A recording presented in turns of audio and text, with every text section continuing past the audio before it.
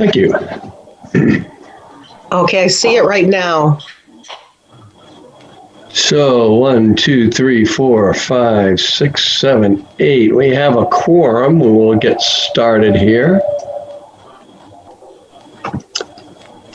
As chair of the Budget Recommendations Committee, I, Bob Kelly, the chairman, find that due to the state of emergency declared by the governor as a result of the COVID-19 pandemic, and in accordance with the governor's emergency order number 12, this public body is authorized to meet electronically.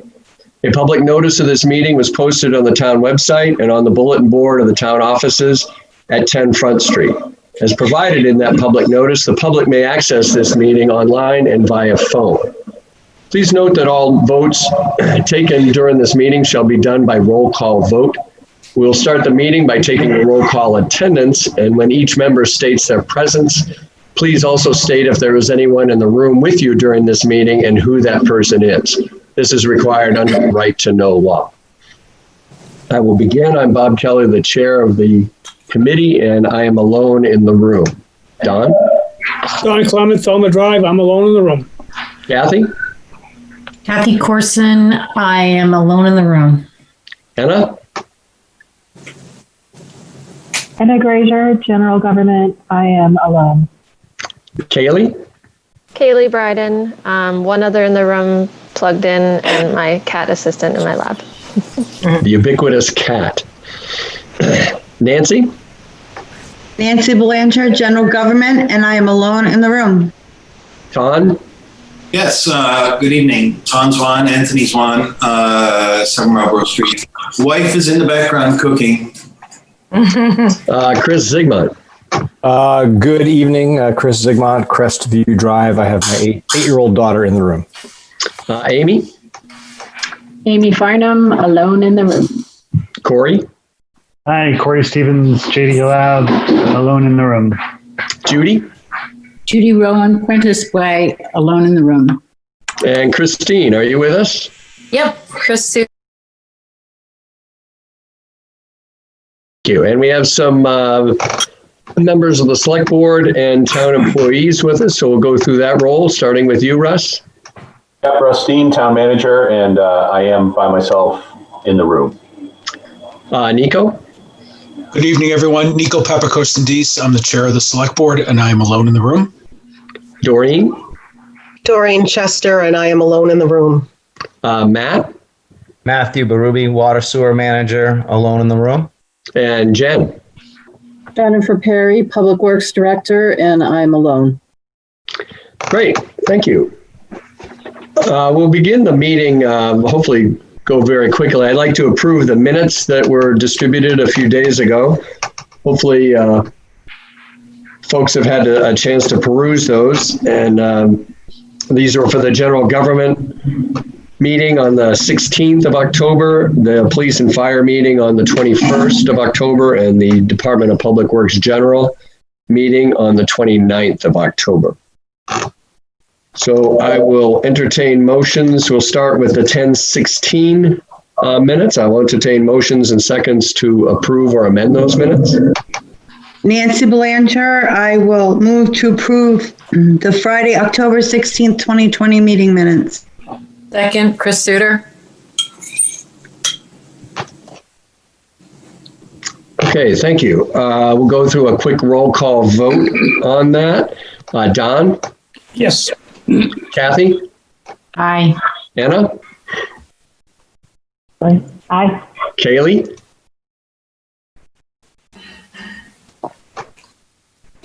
Nancy? Aye. Ton? Aye. Amy? Aye. Corey? Aye. Judy? Aye. Chris Sigmund? Aye. Christine? Aye. And I vote aye. Thank you. And I will entertain a motion to approve the 10:21 police and fire meeting minutes. Nancy Belanger, so moved. Second, Chris Suter. Don Clement, how do you vote on this motion? Yes. Kathy? Abstain. I wasn't there. Anna? Aye. Kaylee? Nancy? Aye. Aye. Ton. Aye. Amy? Aye. Corey? Aye. Judy? Aye. Chris Sigmund? Aye. Christine? Aye. And I vote aye. We'll entertain a motion to approve or amend the Public Works General Meeting on October 29th. Nancy Belanger, so moved. Suter, second.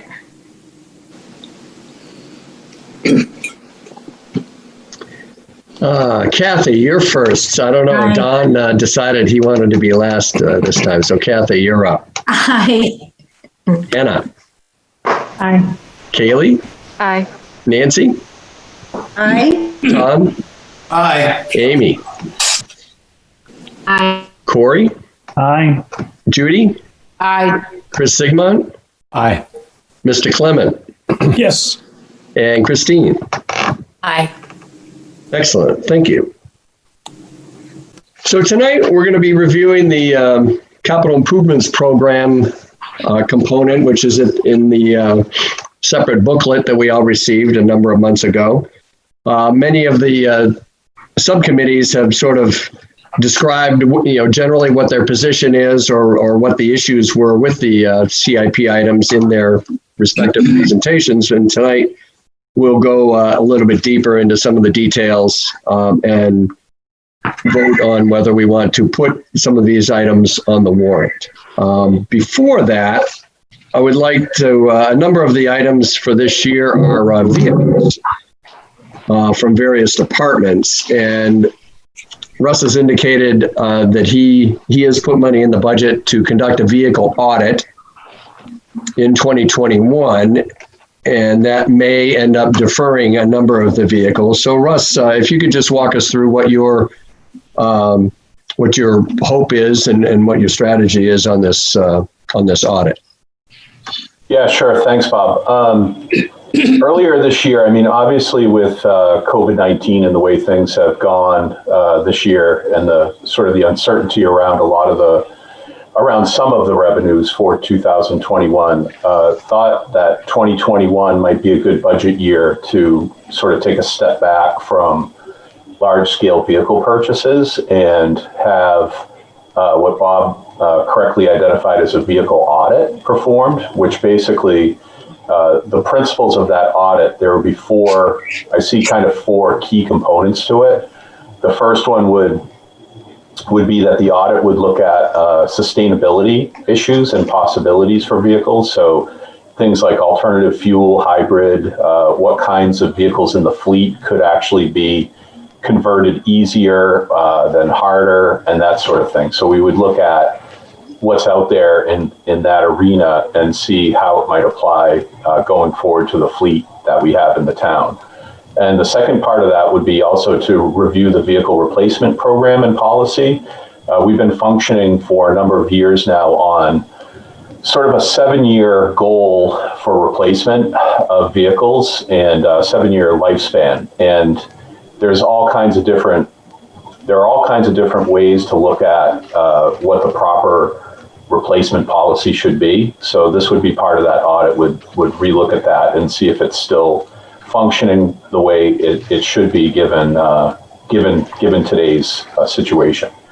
Then the third piece of it is reviewing the vehicle use for operations and how we're using them. So for example, right now in some of our departments, we travel in teams in vehicles and some we do not. And we would look at sort of the operational aspects of how that is functioning. Also, we would look at our take-home vehicle policy and see if it's still functional and is working the way it should given today's environment. And then another aspect of this audit would also be a review of vehicle size and why we buy what we buy. So for example, when we buy a 350 truck versus a 250 truck, and we do it because we maybe have to put a plow package on or something like that. And having somebody come in and look at that from the outside may be of good benefit to the town to sort of audit that process and see if we're getting everything out of it that we should be and that we want to. So So those are really the overriding principles behind the proposal. I have made an exception as far as recommending 2 cruisers, police cruisers, in the 2021 budget. Both of those would be hybrids. And right now those are budgeted at $48,000 a piece. And so $96,000 is being allocated at this point for those purchases. And then the other point I would make is just having the fire department look at hybrids as well before we make any further replacements. So those are sort of the core elements of it. And so I'm happy to answer any questions you have about that. Get my participant screen, Corey. Thanks.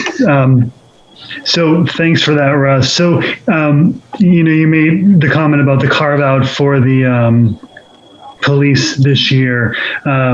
Is that to say that your desire or recommendation would be that other than that, we kind of hold on vehicles until we have a chance to do this audit? Or are there others that are in the queue for next year that you prefer to see go through, just as, from what you know about the vehicles? I think your first point was the right one, that would prefer just those 2 and then wait on everything else until we can do this review. Okay. And then just a quick follow-up. I know there are other people with their hands up. As far as the replacement schedule, I feel like we step up to the replacement schedule every year and we say, look, this vehicle is ready because it meets the criteria in our replacement schedules. And then we sort of say, well, it still looks like it's in pretty good shape. So I wonder if, are there better models out there that we can better rely on to say, okay, we really can follow this and feel comfortable following this schedule, and that would be a focus of this. I think that should be a focus of this audit, because I feel like every year we're kind of, to some extent talking around what the schedule tells us. So better schedule would be advantageous. Just a slight correction. I think, Judy, correct me if I'm wrong, but we had recommended 1 police cruiser hybrid replacement instead of the 2, so that we could sort of collect some data on the hybrid use and then make our, help Russ with that data going forward. Is my memory relatively accurate? Actually, it was the chief, in recognition of the COVID budget. Perhaps he was being overly modest, but he was one who suggested this deferral of the second hybrid police vehicle. But perhaps Russ has had additional conversations with him and come up with a different conclusion. Yeah, I think Judy hit it on the head. I think the chief is just being very, very generous given the COVID budget, but he's going to consider that, and I'm very appreciative of it. I'd prefer to go forward with the 2, but I have not had additional conversations with him. I think if I did, and we talked it through and he knew where the bottom line of the budget was, he'd probably be more comfortable with the 2 and being okay with that. But it's something I can talk with him about again. Okay, some questions. Chris Zigmont, you're first. Hi, good evening, everybody. First, just a note of support and encouragement for the audit. I think that's great. It's a really brilliant time and couldn't happen at a better time with the current crisis going on. To fortify that, I'm just going to remind everybody, because it's challenging in tough budget years to try to keep the bigger picture in mind as well. As vehicles do make their way through the budget to warrant and approval, reflecting back on the work that we did with Dave Sharples and the University of New Hampshire graduate student this summer with our greenhouse gas emissions and the recommendation to help Exeter achieve their carbon neutral position by 2050 and really make some serious strides, goals by 2030. And the hybrid vehicles are really key to that. So as we move forward through this budget and next, there's certainly cheaper options available, but I always want to make sure we're balancing that out. And this might be the perfect example where we've got maybe a couple of police vehicles as hybrids coming in and all other vehicles under review, and we'll learn a lot through that. Thank you. Don Clement? Yes. My recollection was the same, that we had moved forward on the chief's recommendation with one hybrid police cruisers. Now, if we're going to change that, we voted on that several weeks ago. That's going to mean we're going to have to revote. I think that, to do this at the last minute and say, oh, we're going to have two, I think we're going to have the review again. Because I think moving forward with one was a great recommendation, because we need to check it out first. We need to see if it's going to meet our needs. And, rather than going getting two and finding out they don't meet our needs, I think we should go with one. Secondly, Russ, who out there typically does these audits? Is there a consultant groups out there that do these kind of audits for us or for anybody? Russ is muted. There.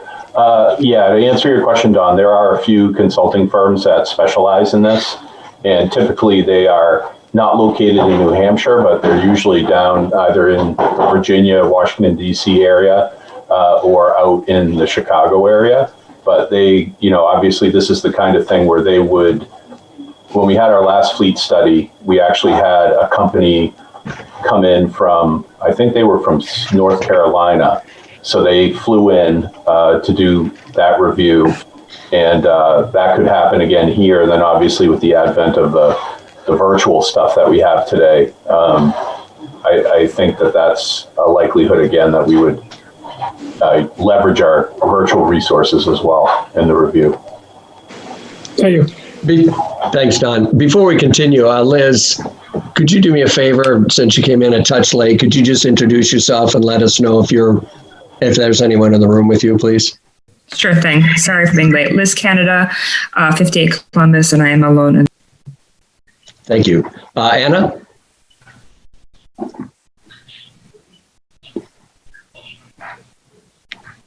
My question was answered. I definitely support this audit. I had questions about other vehicles that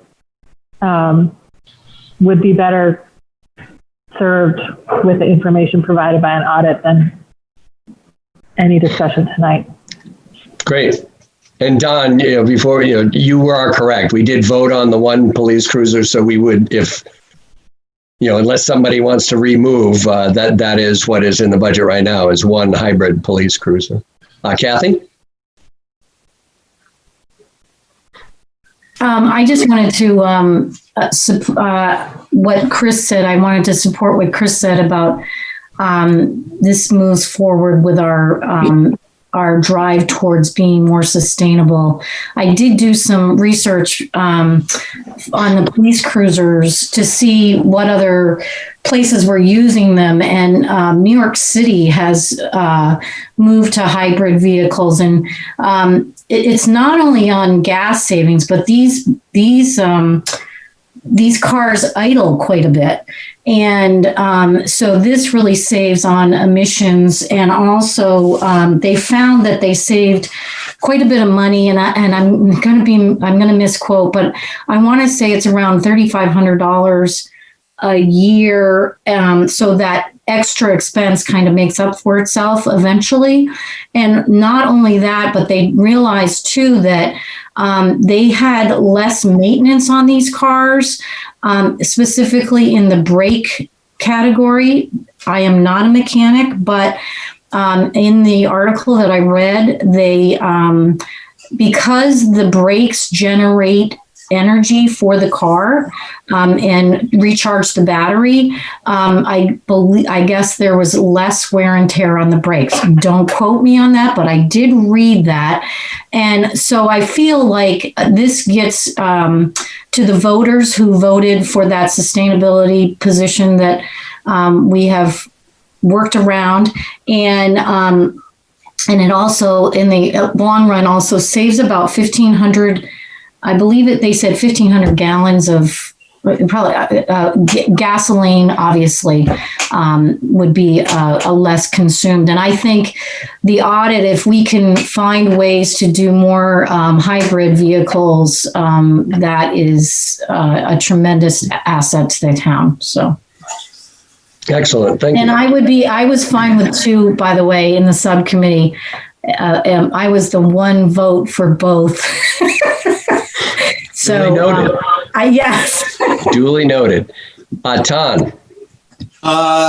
Yes, thank you. A couple of questions for Russ, and just process-wise. Could someone refresh me as to where, what the cost of the audit is and where it is in the budget? That's number one. Number two, what, Russ, do you expect to be the timeline of such an audit? And it is assumed that the overarching goal of the audit is also to come up with the most economical solution. Could you just comment on those points? Sure. So the vehicles are actually in a part of the budget that is dedicated to just that. So if you go into the debt service and capital budget, just below debt service is a line item called vehicle replacement lease. And so I'm talking about the audit itself. That's what he's telling you. Oh, okay. Yeah. So the money for the audit is in the same section of the budget. Okay. As that. And what was the other question, Tom, that you had? What do you expect to be the timeline of such an audit? I mean, when will we have answers? I would expect it would probably take them about four to 5 months to do after we get a consultant on board, give or take. Okay. So by next year's budget season. Try to move it quicker than that, but I think that's a reasonable estimate of time.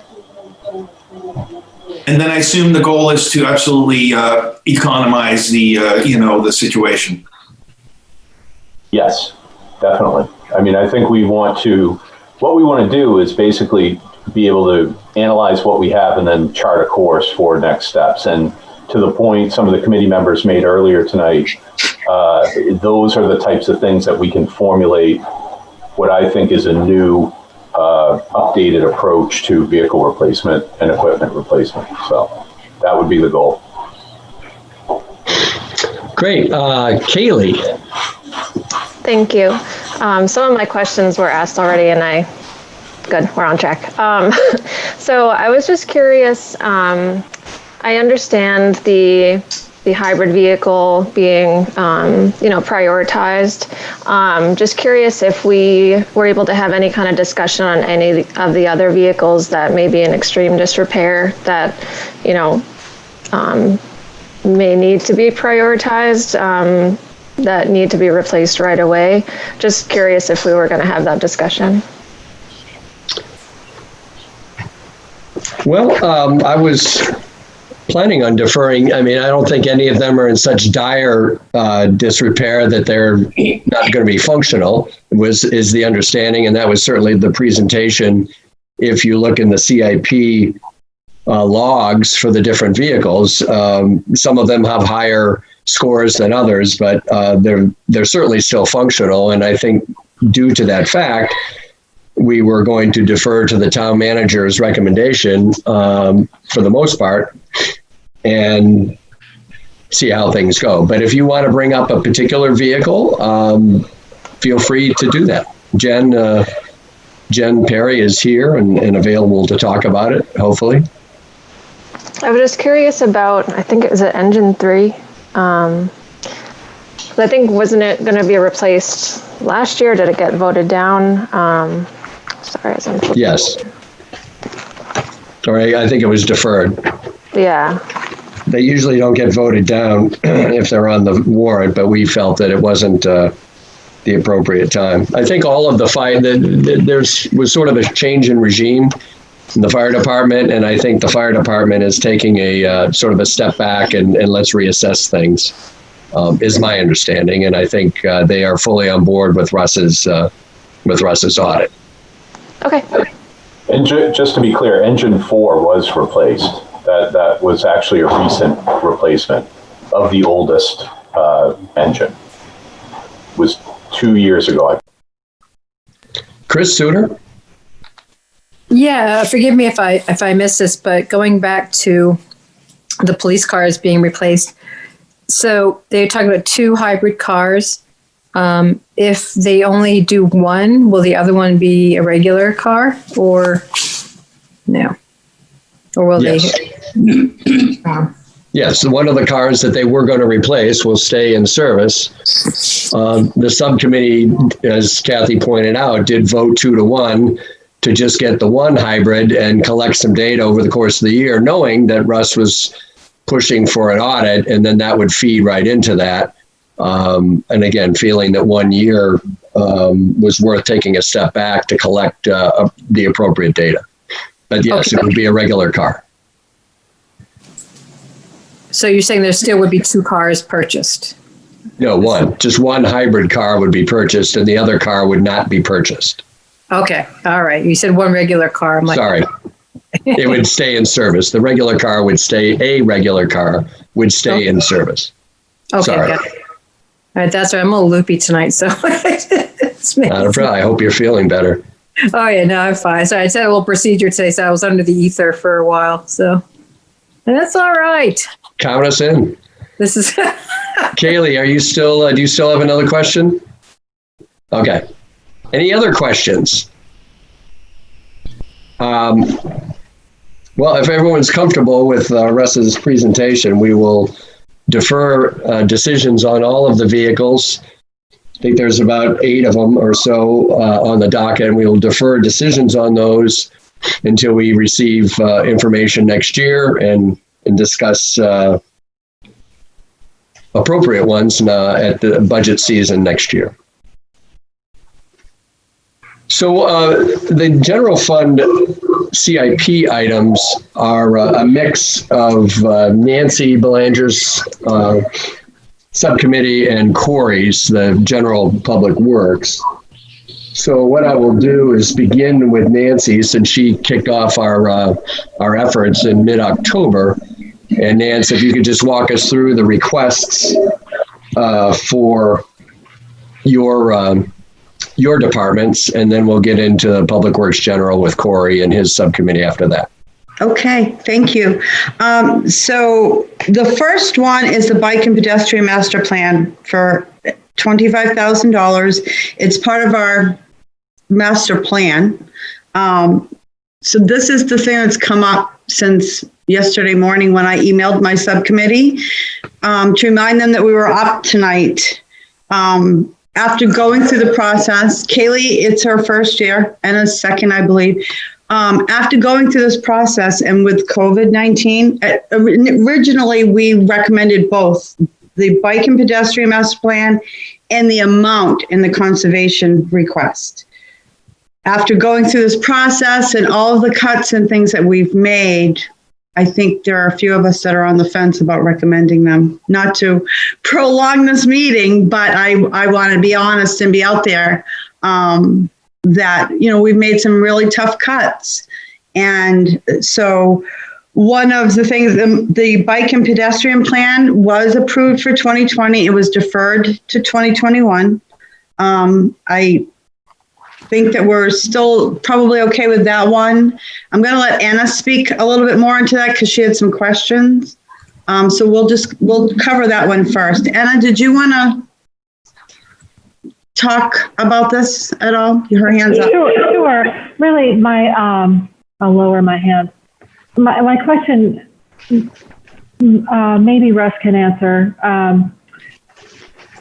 In the longer, looking ahead to later years, we have the pedestrian study, hypothetically for 2021, the complete street study for 2022, and then downtown traffic, parking, and pedestrian analysis for 2023. And first of all, I'm inclined to support this.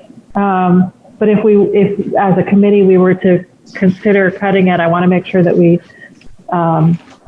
don't lose out on the opportunities of doing these 3 studies in sequential years, if that even matters. So my response to that will be more of a generalized response and say that I think all three of these are worth doing. I just, like I said, I just think that unfortunately we're dealing with a situation where there's uncertainty around revenue streams next year. And so that's really been at the sort of the forefront of my thought process and looking at what we're going to do. Now, $25,000 in the context of a $20 million budget is not a lot of money. So could this be added into a bottom line that is, I think it's 1.83% increase at this point? You probably could shoehorn that in there. But it's a theme that I'm going to keep going back to just because, again, we're really in an uncertain situation, and hopefully, like we hear, vaccines on the way and it'll work and things will return to some semblance of normalcy, maybe middle of next year, hopefully. But just sort of hedging the bets a little bit until that happens. So that's just my thought. I did want to report too to the committee. We did actually just get our tax rate set. So the overall tax rate is now 24.49. It is up from 23.27, and if you do the math, we are up 20 cents. So the town share is up up to 591 from 571. So we're 20 cents of the increase, and the rest is education. The county tax rate is down a little bit, a few cents per thousand, and the rest of the schools. So just to let everybody know sort of where that stands. And we've been getting a boatload of inquiries from people wanting to pay their taxes, which is a really great thing to hear. But that's our new rate. That's where we're standing. Great. Don, you had a question? It was more of a comment. But thank you for the update on that, Russ. Actually, Anna brought up a good point that we had in the CIP 3 studies in the future all around streets and pedestrians and traffic. And I would feel much more comfortable into rolling these all together somehow, because when we do that, we would eliminate redundancies. Complete Streets, for example, is supposed to look at all aspects of streets, including bike and pedestrian traffic. So I think some of these, by separating these out, the 3 separate studies, we're creating some redundancies. I would like to see us defer this year and look toward next year about putting together a more all-inclusive and coherent study that would take all of these aspects and roll them under the umbrella of Complete Streets. So that's my comment on that. Sorry, my other comment, though, was quickly, Russ, did you say that the tax bill overall is going up from 20? I don't know. I should know what it is this year, but I don't. What is it going up to? The rate is going up to 24.49 from 23.27. So basically, people's taxes are going up a little over $1 per thousand. It's just 1,000. I know it's not all town. I realize that. It's a little less than 5%. It's 5.24%, I believe. A little more than 5%. So if you have a $300,000 home, your taxes will go up about at least $300. Correct. Roughly. Yes. Okay. And about 60 of those dollars are town dollars. The rest. I understand. I understand, but we wind up paying everything. I'd like to be able to separate it out and not pay certain parts of it, but I can't. But thank you. The school part of my family will pay one bill, and the town part of the family will pay another bill, right? Mr. Zygmunt. Yeah, just a comment on Don's comment about rolling these up. And while I think at one level that makes a lot of sense so that you can kind of look at all, my concern with that is if I have this understanding correctly, Complete Streets looks at only new construction. The principle being that for every mile of road you put in that's new, to make pedestrian and bicycle access at the same time for an important gain, and also serving the other 35 or 36% of the population that doesn't drive. But if you look at the other two projects, the other two requests, one, especially the bike and pedestrian master plan, would also address streets and walkways that are already laid, and making sure that there's safety for pedestrians and bikes in that respect. And then, obviously the analysis for both parking and traffic, again, will deal with a lot of existing infrastructure. So my concern would be, it would be easy to kill them all too easily if they're all rolled up, whereas two of the three really help address infrastructure that exists. Corey, thank you, Chris. Sort of along the same lines as what Chris said, just is it really feasible, Russ, to roll these three together, and would we get the same product that each of them individually is going to produce? And just same sort of comment. I mean, it's a good conversation to have. I think my sense is that you might be able to roll two of them together. I'm not sure about all three, but the two you probably could roll together and make work, is my sense, looking at the scope. I'm always a little concerned about being able to achieve, like if we tried to roll all three into one, it'd be a question I'd want to have a conversation with Dave Sharples about, to see if there's a consultant out there that he's aware of that would be able to cover all of these bases in sort of a limited amount of time. You know what I'm saying? I think the first two sort of fit together really well, but the downtown one is almost unique in and of itself. Tom. Yes, I just wanted to say second what Chris Zigmond said about it. That's all. I'll just say I agree with that.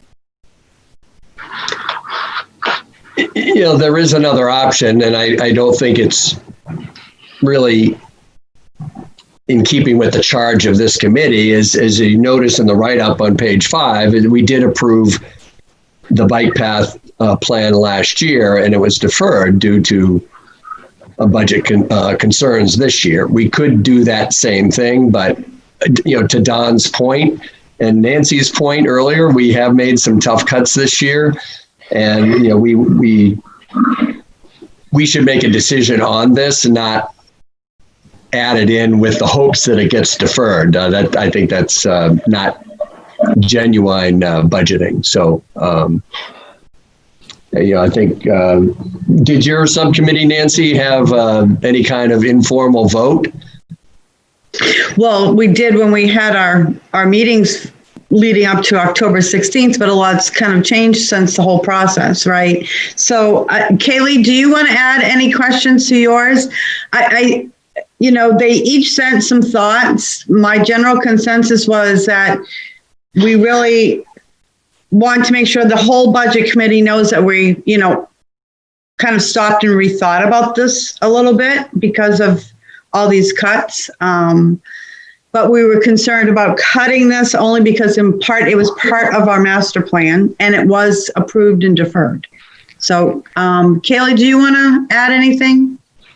Yeah, I think my only comment, so being a newbie, I've learned a lot throughout the past few months. And I have one big question. So when these projects were decided upon, obviously it was a different time, but they were probably, people worked really hard to prepare and talk about them. And now we're kind of like switching gears, which obviously we need to do. And I just personally feel with all the huge cuts that we've made, even just talking about one hybrid vehicle versus two, I think we should defer the bike lane again for next year, especially if we're talking about potentially combining it with another part of the analysis plan. Anna? Yeah, I concur. I am inclined towards delaying it, but I just want to add the caveat, the observation that our pedestrian and bike requirements were significantly higher this year. And I don't want to lose some of the positive outcomes from this year, the new and higher usage of these resources we have. I would like to be able to continue to develop them while they're on our consciousness. Does someone want to make a motion one way or the other? I would like to, if that's okay. I didn't raise my hand, but so I'm just going to add to Anna that I'm going to also agree with both Kaylee and Anna, though we want to make sure that, one, we really value the pedestrian and bike access and having this done. And also, we know that the select board will have a more updated revenue information in the next 2 or 3 weeks and might see fit to put it back in. So at this point, I'm going to move that we defer the bike and pedestrian master plan study in the amount of $25,000 to next year. Second. Thank you. Moved and seconded. Anna, I'm assuming you don't have any other comments? Okay. Kathy, how do you vote on the motion? Aye. Anna? Aye. Ton? Aye. Amy? No. Corey? Aye. Judy? Aye. Don? Yes. Kaylee? Aye. Nancy? Aye. Liz? Aye. Chris Zygmunt? No. Chris Suter? Aye. And I vote aye. Motion passes. Discussion on the conservation fund, Nance? Yes. The original ask on the conservation fund appropriation was $50,000. The planning board voted to increase that to $75,000. Again, tough year. And I'm going to have the other subcommittee members speak to it if they want. But our concern is, again, we've made some really tough cuts, and I'm more inclined to at least put it back to the 50,000 ask. They do have 57,000 in a fund, and so it won't leave them with nothing. It will be tough if they have to do an appraisal, which could be, I think, upwards of 30,000, if I remember correctly, from our meetings. But that's where I'm going with it right now. Anna? Oh, sorry. I hit the raise hand instead of that unmute button.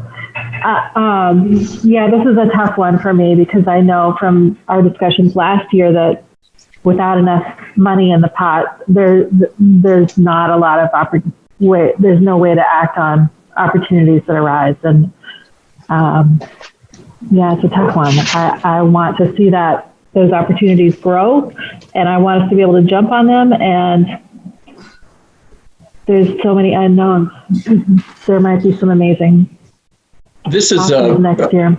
This is an ongoing request of $50,000 every year, effectively in perpetuity.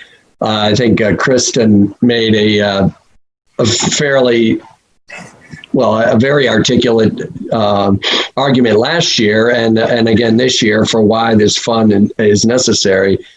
Any interest or thoughts of maybe cutting it to 25,000 just to sort of keep the momentum going, but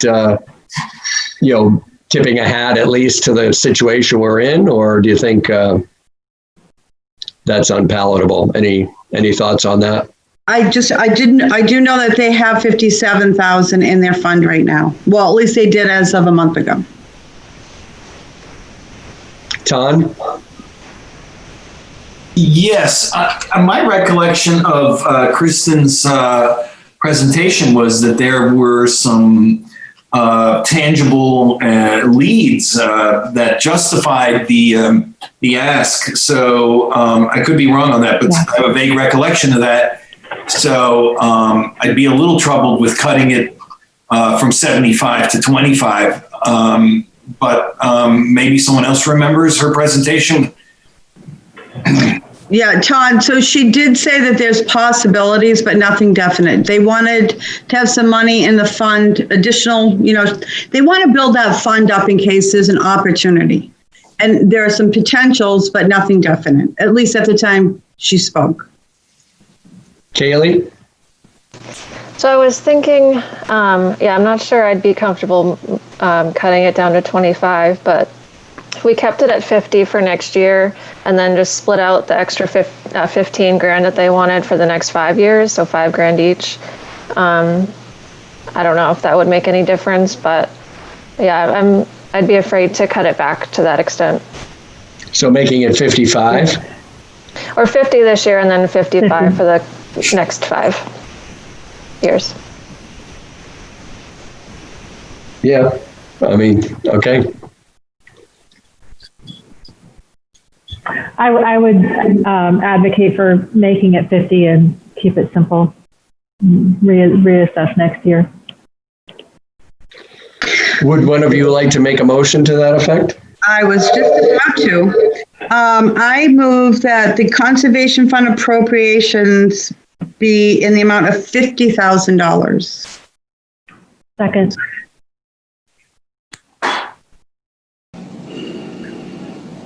Okay, Kathy, how do you vote on this motion? Aye. Anna? Aye. Ton? Aye. Amy? Aye. Corey? Aye. Judy? Aye. Kaylee? Aye. Nancy? Aye. Liz? Aye. Chris Sigmund? Aye. Don? Yes. Christine? Aye. And I vote aye. Okay. Going down the list, the next one is the public safety analysis, but I'm going to make that last since that would be Corey, so we don't go out of turn here. The next would be the Pickpocket Dam analysis, Nance? Or well, I guess that's up to Corey as well, my bad. Sidewalk program, Nancy.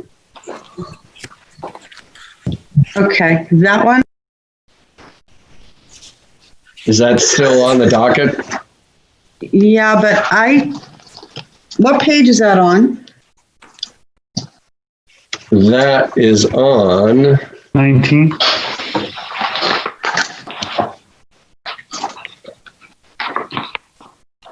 Yeah, that's Public Works. We didn't do that. So wait a minute, 19. Yeah, you're probably, 19 is Salem Street. 21 is your sidewalks.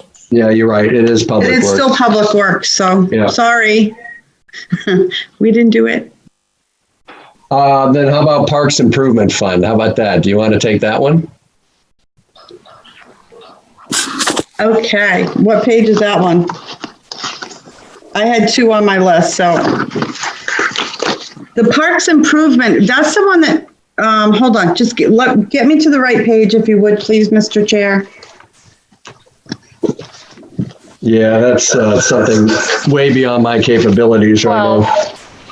Sorry? I think it's 12. Page 12. Thank you. Whoever said that, thank you. Okay, because I think that's the one that we had some confusion about. No, because that's Parks and Rec. Okay. So you're going to kick that off to Christine. Right, we wouldn't do Parks and Rec. Yes. I already stepped on Christine's toes this year. I'm not doing it again. So you're done. Is that what you're saying? Yes, we are done. And I want to take a quick moment to thank my subcommittee because they were really great. Thank you, guys. Excellent. Okay, Corey, you're up. Why don't you start us off with... You want me to do parks, Bob? Actually, you know what? We're looking at it. It's quick. Sure. Go for it, Christine.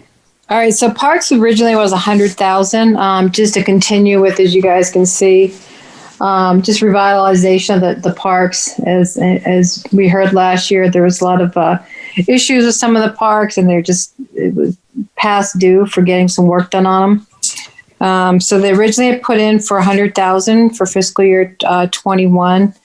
And after speaking with and meeting with Russ, it was suggested that it get moved down to $43,000. So $43,000 is the amount that's now being requested for the CIP for the Park Improvement Fund. I don't know how far that's going to carry them, but that's what was brought to us. Do we know what's in that fund right now? I do not, perhaps. I need to defer to Doreen on that one. Yeah. As far as what the current balance is. I know we just finished a project at Gale Park. So there'll be a new balance once that is completed. Yeah, I don't know. I could let everybody know at a later time, but I don't know right now. That's fine. What, this request, how did that make itself made? Did that come from the department through Russ, or was it, how did that number get picked? Because obviously it's not necessarily a round number. I believe Russ has the answer to that one. Yeah, so it's the number is actually reflective of a couple of things. One is just how much of a balance we expect to be in the fund by year's end. I don't think it's going to be completely spent. And so sort of maintaining it or putting it in more of a maintenance mode, I guess, by keeping the 43, adding the 43 to whatever is left, and then starting next year with that in mind to start working on these projects that are listed. Okay. So hopefully that makes sense. It does. Yeah, I do recall that Greg had said that some things had to, when COVID struck, things kind of were shut down. So things that were scheduled to be done this past year weren't done. So those will still they'll get done with that remaining funds at just a later date. But at the end of the day, it's still a cut to what's being invested into the parks. Haley? Did you have a question? No, sorry, that must be left over. I apologize. Chris Sigmund? Yeah, just a cautionary note that the other side of that coin too is Greg did also mention that, as we all know, because of COVID, so many more people are home. Parks of every type are getting used much more. So the wear and tear on the parks are increased, and obviously these improvements are going to help serve the town during this period. So I'd only caution not to step further back. Judy. It was in. I reduced my hand. Oh, I'm sorry. It's still up. Okay, Chris. Yeah, I'd like to, sorry, I was just jump in. This is Chris Suter. I do want to second what Chris Zigmont said, and I should have said too, is, it as in every community, parks and rec, the parks are getting a lot more use. And so I hesitate to support cutting any funding out of this, just because they're taking more of a beating. They already needed work. If we have to, we have to, but I'd like to know that we really have to before we do. And if there's not some wiggle room to throw some more money back in there. Well, we make recommendations. That's our job. So we can have as much wiggle room as we vote to provide. Don Clement.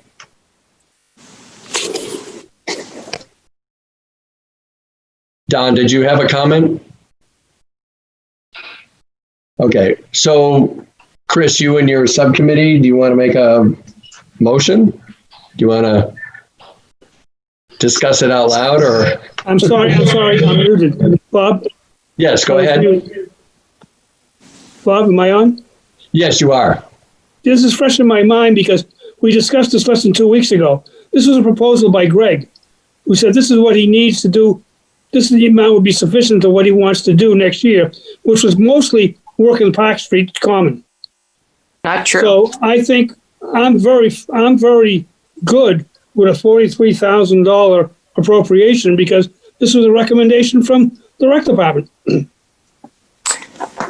Russ, can you speak to that, please? This is Chris Suter. Yeah, I mean, I guess my response is, this is sort of like, I mean, the department would certainly like the 100,000. I mean, they have brought that forward year after year, and this is really a reduction that's being made on my end. I mean, if the committee wants to disagree with that, that's up to the committee. But like I said, my theme of the night, I started out by saying I want to try to be a little bit more sensitive to revenue fluctuations in 2021, and that's driving a lot of the thought process that I'm putting on the table. So we can do some things with 43,000. We won't get everything we want to do in a normal year, but it will at least keep some of the momentum going. So that's my thought. I'm sort of inclined to agree with Don and whether Greg, however he came to that number. The fact that it's $43,000 and not 40 or 50 indicates to me that Greg has done some thinking about it, and he's been in the job long enough and has had plenty of experience. My guess is that at 43 is he's made an assessment, and in a tough year, that's an acceptable amount. Yes, everybody would like more, but I think he'll do just fine with it. Greg's pretty creative that way, so I think we should go with that. But I would just Chris, like to it's ask your subcommittee, your call. Well, I'd like to ask if Liz has any comments, because we didn't, when we met, we talked about it, but we didn't say, okay, do we support this or not? But I think all of us were sad to hear that it was being cut down to 43. So I'd like to know if Liz has anything she'd like to say. If not, that's fine. I think, to echo some earlier comments of, I think the money is needed to do a lot of work that's going to go by the wayside another year or for an extended period of time. I'm on the fence about this. I understand how difficult this year is, so I get that. But also, like, the parks are being used a ton, and they've been creative in a lot of ways. Bob, to your point, like, they have been creative in a lot of ways, and also, like, I think we might really consider supporting them in this way. And yeah, so Christine, I'm torn. There's my answer. All right. Well, I'm just going to make a motion, and people can do what they want. I'd like to make a motion. These bumped up. There's a hand up. Sorry, Amy. My bad.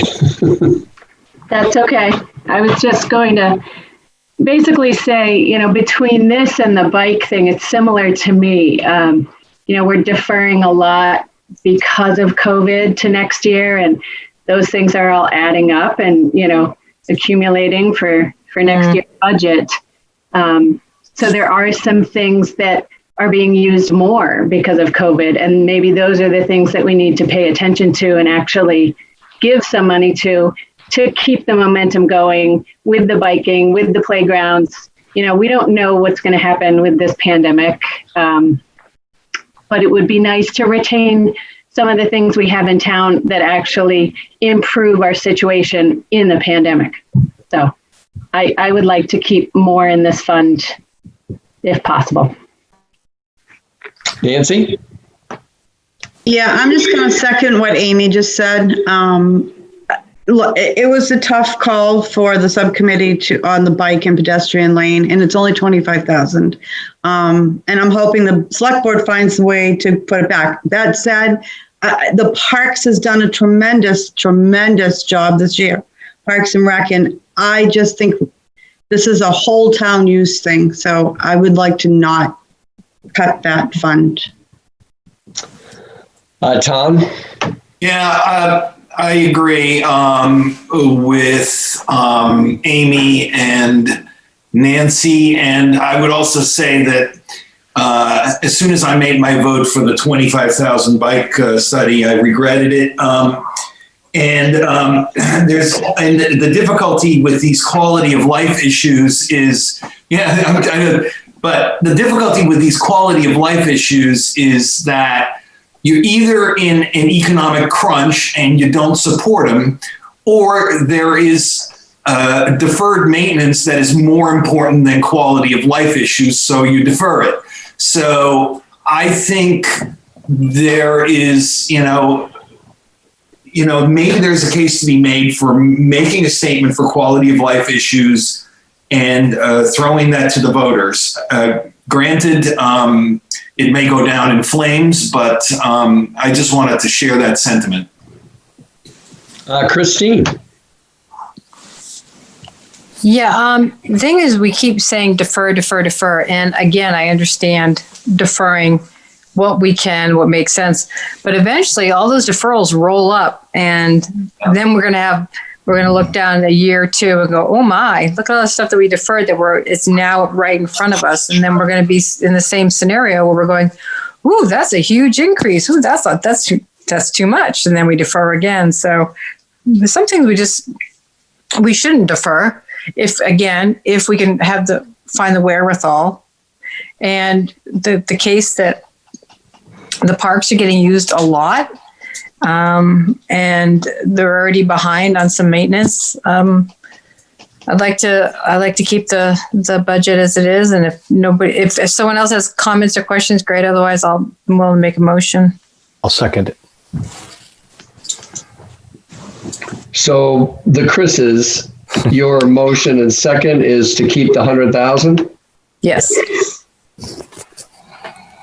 Don't want to put words in anybody's mouth here.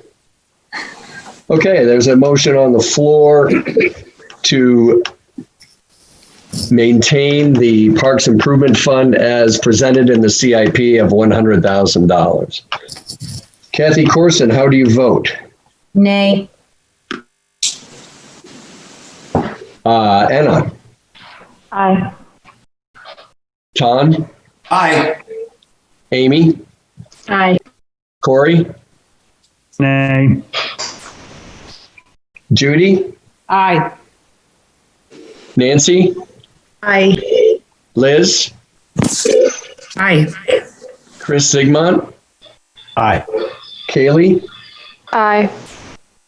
Don Clement? No. Chris Suter? Aye. And I vote nay. So the ayes have it. So $100,000 will go on the warrant.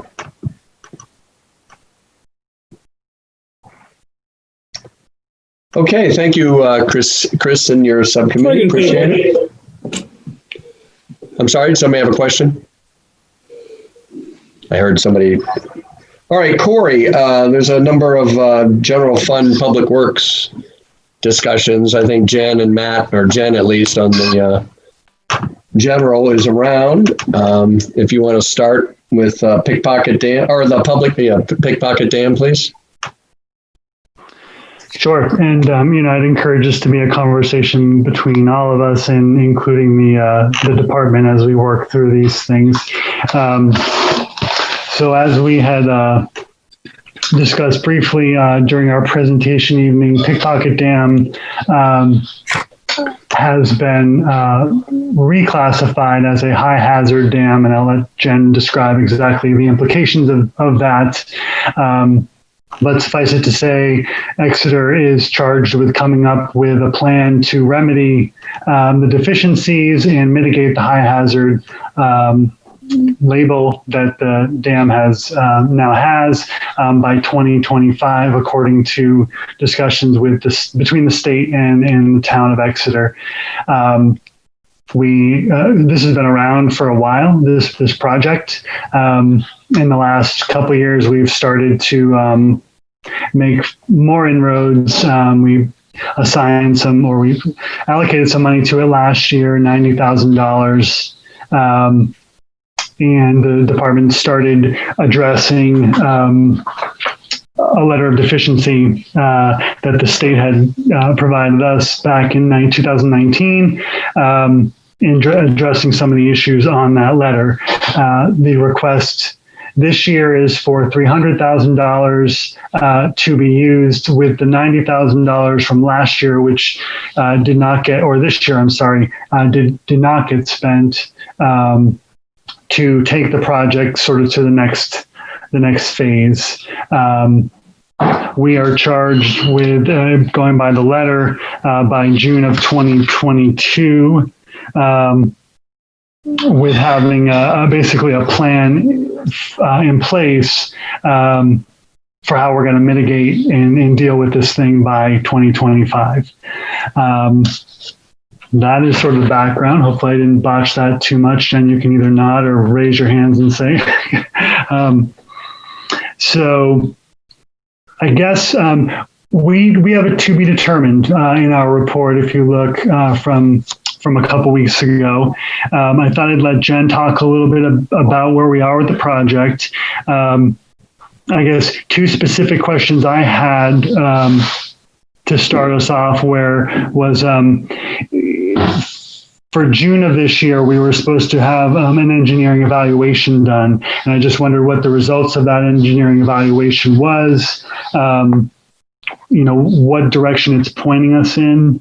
And then my second question might be one for Russ is, what responsibility or seat at the table should Brentwood have?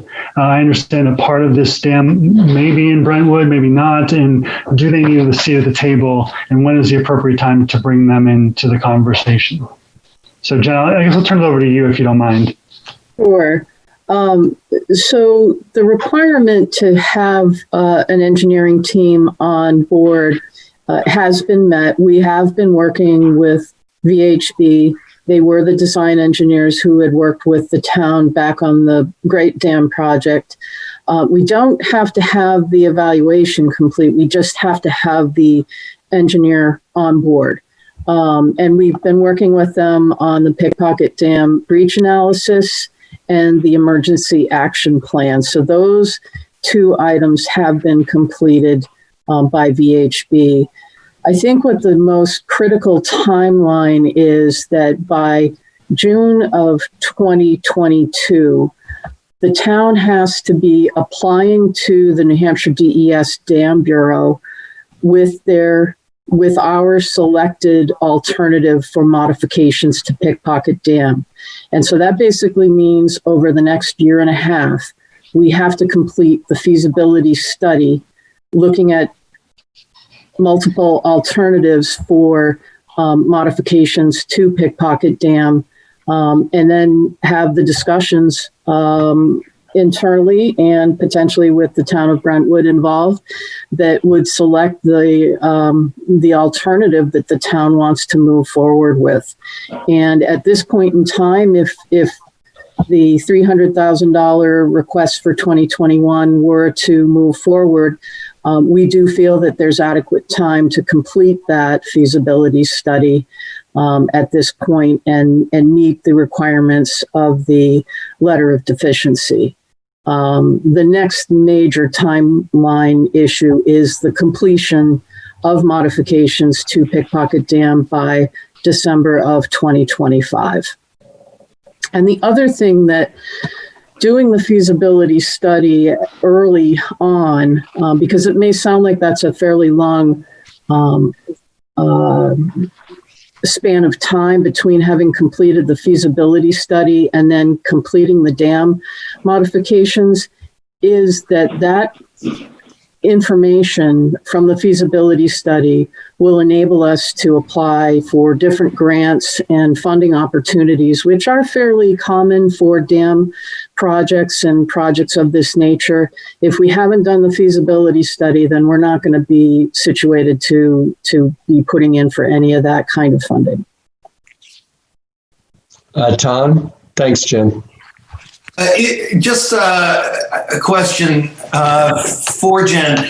Is dam modification just a euphemism for taking the whole thing down, or is there a sense of where this is headed at all? Or I suppose the study is going to help us answer that, so I suspect that's going to be your answer on it. But if you could comment on that a little bit, what the range of scenarios is on this dam.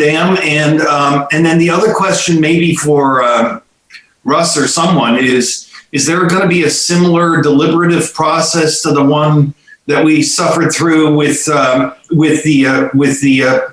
Great Dam, or is this just a, do we just we got to be done and that's that? So your first question, this is definitely not assumed to be a dam removal project. We really do anticipate having multiple alternatives to consider. Basically, our charge is to be able to discharge 2.5 times the 100-year storm with 1 foot of freeboard and no manual modifications to the dam. So we could be looking at increasing the length of the dam crest. We could be looking at decreasing the elevation of the dam crest. We could be looking at increasing the elevations of the abutments and surrounding area. We could be looking at dam removal, but I think it's fair to say dam removal is only one of multiple alternatives that really needs to be vetted. And at this point, I don't have a sense that there's any one modification that would favor others. We have to do the hard work of the study. So I know we're sort of using, it seems like, because the numbers line up, so I'm assuming we're sort of using the experience we had with Great Dam as far as scope and cost for this. And I don't know the details of this dam versus Great Dam, but my recollection is there were a lot of issues relating to Great Dam, both an up and downstream, environmental, flooding, a lot of things that had to be taken into account. And it just seems like that on Pickpocket, there really is one issue, and that is downstream receptors and a potential catastrophe and how it affects them thereof. That there are no environmental or flooding issues upstream that we're necessarily dealing with. It really is, the potential of protecting people downstream. Is that fair, or is there something we're missing here? Well, we have a couple of similar situations with Pickpocket Dam that are similar to Great Dam. There is a fish passage, fish ladder in this location also. That was one of the major issues that had to be dealt with during the Great Dam project. I can't speak to its efficiencies if it's similar, but I'm sure there will be similar issues that come up. And it's not really we're concerned about upstream flooding. That is different. But in this situation, we do have the situation where Brentwood is an abutter. There are parcels in Brentwood that are abutters to the impoundment area, and we didn't have that kind of a confounding or complicating factor in the Great Dam. That was all internal to the town of Exeter. So, that I can't put a number amount to it. And yes, we did use our experiences, and VHB certainly used their experience to put together a proposal that reflected what they thought was appropriate costs for doing the feasibility study. So they came up with about $400,000 for Pickpocket, which was similar to the Great Dam, or did they come up with the 300? They came up with the 400 that was comprehensive. It was, if you recall last year when we had presented to the recommendations committee, we did have a higher number and broke it out in phases if it needed to be. So yeah, the original number was 400,000. If we narrow down I'm sorry, go ahead. Corey, you had a question. Well, I was just going to ask, because we started to talk a little bit about the Brentwood piece, and that was one of my earlier questions. Like, what role does Brentwood play in this whole exercise project? Well, I'll let others chime in too, but my my sense is that this dam is owned by the town of Exeter, even though it is located half in Exeter and half in Brentwood. The town of Exeter acquired the dam back in the early 1980s when we acquired Clemson Pond and Great Dam from Exeter Mills when the mills were being converted into residential condos. So we have been paying registration fees for this dam for over 40 years, and we are liable and the responsible party for making any modifications. But my sense, and I'd ask Russ and any other board member to speak up, is that because Brentwood is an abutter and has parcels that are adjacent to the impoundment, that they should be a part of at least the discussions and have a representative that can speak to issues that may be significant for the town of Brentwood and be able to relay information back and forth to if it's a river study committee or whatever committee is going to be working on this, be able to relay that type of information. I wouldn't imagine that they would be a voting member.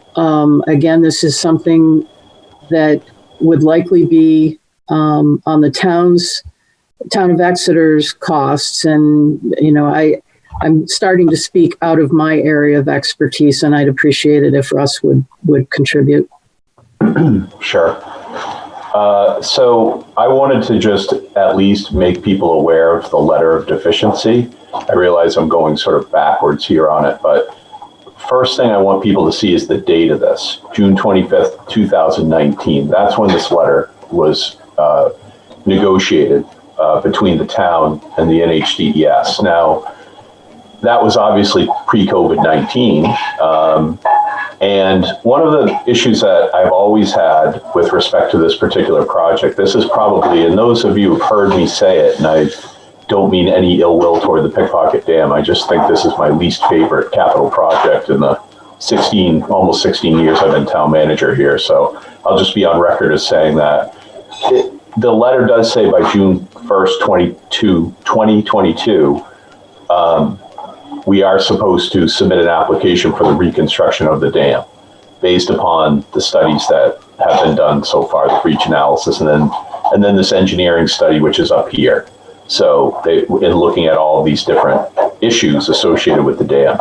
And then as Jennifer pointed out, by December 1st, 2025, complete the reconstruction of the dam. So the letter actually proposes that a reconstruction would be the solution. I don't think it says removal, although I think if the town went to the DES and said, well, our preferred alternative is to remove it, we could see a very similar process as to what happened with Great Dam. The issue that I've had in the past and that I still have with this is that, we were in litigation with Brentwood not too long ago about Pine Road, for those of you who may remember that. And the concern that I have is that this letter basically says, thou shall do something, or we can fine you up to $2,000 a day. And that is under the RSAs. So I think the problem is the letter of deficiency sort of intersects or conflicts with any legal liability that we may have to abutters that abut this dam. And the question in my mind becomes, ultimately, if that gets into a situation, is the state of New Hampshire going to step in and say, oh, okay, town of Exeter, we're ordering you to do this, so, don't worry about any liability that you may have around the impoundment. I just don't believe that that's a prudent approach. And I think we've really got to do some homework on this before we sink hundreds of thousands of dollars into this project, and millions potentially. I mean, it's in the CIP for millions of dollars. So I think we've got to have a conversation with dam safety. And I'll be honest with you, the conversations that I've had with dam safety in the past haven't been very fruitful. I mean, I think they've been bureaucratic. I think they look at these letters and they just say, well, it's your issue to deal with. based on the reports that you're submitting to us. So, but I think it's a bigger issue, and I think it's a broader issue. And I know we have citizen representatives in this town that sit on river committees at the state level that are interfacing with DES. And I think maybe one of the things that we could do is try to enlist some help from those folks to see, to take a more logical approach to this project. So we're not spending millions of dollars and we're not pressed up against this in 2025, and that we're racing to spend $1 million or $2 million to get to this. And that's really been my big concern with it. So I'll stop there, but I think basically we need a legal analysis, and we probably need some legal representation on this particular issue, not just to deal with the Brentwood situation, but also to deal with DES, to make sure we don't find ourselves, going down a rabbit hole of $1-2 million before, we realize what exactly we really have to do and what liabilities the town may have by taking the actions it's going to take. So that's my take. Yeah, just to refresh people's memory, 3 years ago, we did, at the state's request, conduct a breach analysis of the dam, and what that got us was a reclassification from a low hazard to a high hazard that is potentially going to cost us a couple $1 million to deal with. So what they asked us to do, we ended up doing, and sort of stepped on our own toe with it. But I want to make sure people know that we also, when the last time we had litigation with the town of Brentwood, we ended up going all the way to the Supreme Court on that issue. So it's not as though that couldn't be a possibility here again with this. Did we win? We did win, Christine, right. But there was a lot of blood, sweat, and problems getting there, but we did. Yeah, it was very stressful. Definitely blood. To be part of it. How much did that cost? On our legal fees? Yeah. North of $100,000. Right. Ugh. And when we said we won, I don't think we got much out of it. Well, and there was the instance of myself, Jennifer, having to go to court. We were in a very difficult situation. It was a problem, and I'm glad the town ultimately prevailed. But there wasn't 1 minute of that was enjoyable on any front. No, court and dragging in lawyers and all that stuff, that's always awful. But I have a feeling you didn't have a choice, did you? I mean, you probably had to go that route. So in that instance, we did have to do that based on the decisions that were made. So we were there because of that. But again, this is sort of foreshadowing, I think, a little bit of where this could go. Yeah. Yeah. Hey, Ton, you had a question? Go ahead, Jen. I was just going to add to Russ's comments about legal review, and we have asked for some legal counsel review of the Dam Bureau regulations and commitments and the kind of the Brentwood aspect. So we're about to commence that, Russ, just so you know. You had asked that about a week ago, and I have had conversations and have made some progress, but we want to pull you into that, and that'll probably be the week after Thanksgiving. Thank you. Those are very relevant questions, and I don't disagree with Russ on that. Judy, you had a question? Yes. What are these legal issues that you're concerned about relative to Brentwood? Water rights, riparian rights, rights that may have been established by the impoundment's existence. So, basic water rights of wharfing out, boating, things like that, recreational rights that abutters may make the case that they have. Okay, thank you. Corey, did you have something else? I did, but I think Ton had his hand up first. Oh, is that still legit, Ton? Yeah, that's a legit one. I just let Jennifer go. I'll do a clarification for Russ when we finish. I'll put you on the spot, Russ. But I'll just, even before you started your presentation, Russ, I just I just see this whole thing as just an invitation for lawsuits. I think it's terrible, and I'll leave it at that. But do I understand you to say then that you're Russ, that you're not enthused about approving the $300,000 ask for this year? If that's the case, then Jennifer's in the awkward position of having to ask for it because she has to, she has to comply with the letter of deficiency. But I'm feeling cranky about this whole thing, and I'm hearing that from us too. Yeah, I share the lack of enthusiasm. And I realize that Jennifer's doing what she's doing because she's paid to do this, and that's her job. But at another level, this project has frustrated me very much. Amy? Yeah, I was just wondering if Jen or Russ, if you know of any historical conversations with Brentwood. I know it dates back to the 80s, but did we ever discuss anything, ownership or rights, anything like that with them? I'm not aware of any conversations we've had with Brentwood other than we used to pay taxes to Brentwood on that dam, but about 5 years ago we notified them that the dam was not for flood control, so we no longer pay property taxes to the town of Brentwood on it. All right, Corey, do you want to sort of summarize or sort of? Oh, actually, I'm at the spot where I'd bring it around. So we haven't had the opportunity to spend the 90 grand, correct, Jen, that we appropriated last year. So knowing that we need to keep moving it forward and keep the state appeased that we are doing something on it, and hearing the background, I mean, maybe we just stick with the 90 for 2021 and let some conversations play out.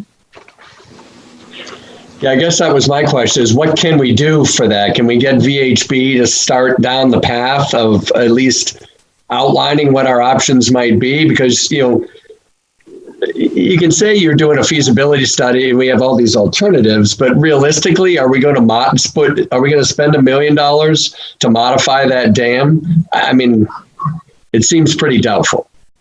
So it might just come down to take it out or, maybe do a structural bolstering or something like that. But it doesn't seem like there are a lot of options. And maybe we should take a year to sort of suss out what our options are. Just real quickly, I'm looking at kind of the detailed tasks, and the first thing that we have to do is the 2.5 times the 100-year flood analysis, and that alone is approximately $90,000. It would not allow for any evaluation of alternatives or options. Beautiful. Yeah, so that's about how far we'd get. Thank you. Don? Yes, thank you. Having gone through a very similar process for many, many years on the Great Dam, I don't really have an appetite to go through this all over again. A couple of differences between this dam and the Great Dam is, one is the Brentwood complexity. There's no question about that. It has a whole complex set of questions, legal and otherwise. The reasons for for what we did with the Great Dam, a lot of them were, besides not meeting the requirements and specifications of the dam, were environmental. We don't have those same issues facing us before Pickpocket Dam. And as a result of that, removing Great Dam was the best alternative for a variety of reasons, many of them being environmental. I would like to toss that one aside completely on Pickpocket Dam. I don't think there's any need to even look at taking down the dam. And the reason I say that is because I don't think it adds anything environmentally. And two, it really brings Brentwood in for all the reasons that Russ talked about. Impoundment, water rights, and so forth. I think we can put some money towards the feasibility study, but limit the scope of the feasibility study. I think there's only a couple of really potential alternatives. One is shoring up the abutments, and the other is probably increasing the freeboard. Throw out any other possibilities of alternatives to study. If you reduce the scope of the study, you can reduce the cost, and we can be moving forward in the eyes of DES. But I also agree with Jennifer and Russ. I think we were fortunate in the Great Dam is we had good legal representation, and I think we need good legal representation again with DES on this. And the other thing is, DES was very excited about removing the Great Dam. And as a result, other agencies at DES put forward a lot of money. I don't think that's going to happen with Pickpocket. I'll be very honest with you. So I would go more than, I would not do $300,000. I would do maybe half of that, but limiting the scope of the feasibility study. Don't look at 4 or 5 alternatives. Look at just a couple of them. Ton? Thanks, Ton. Ton, did you have something to add? I do. Can you hear me? Yes. Yeah, before you spoke, Don, thank you very much, Don.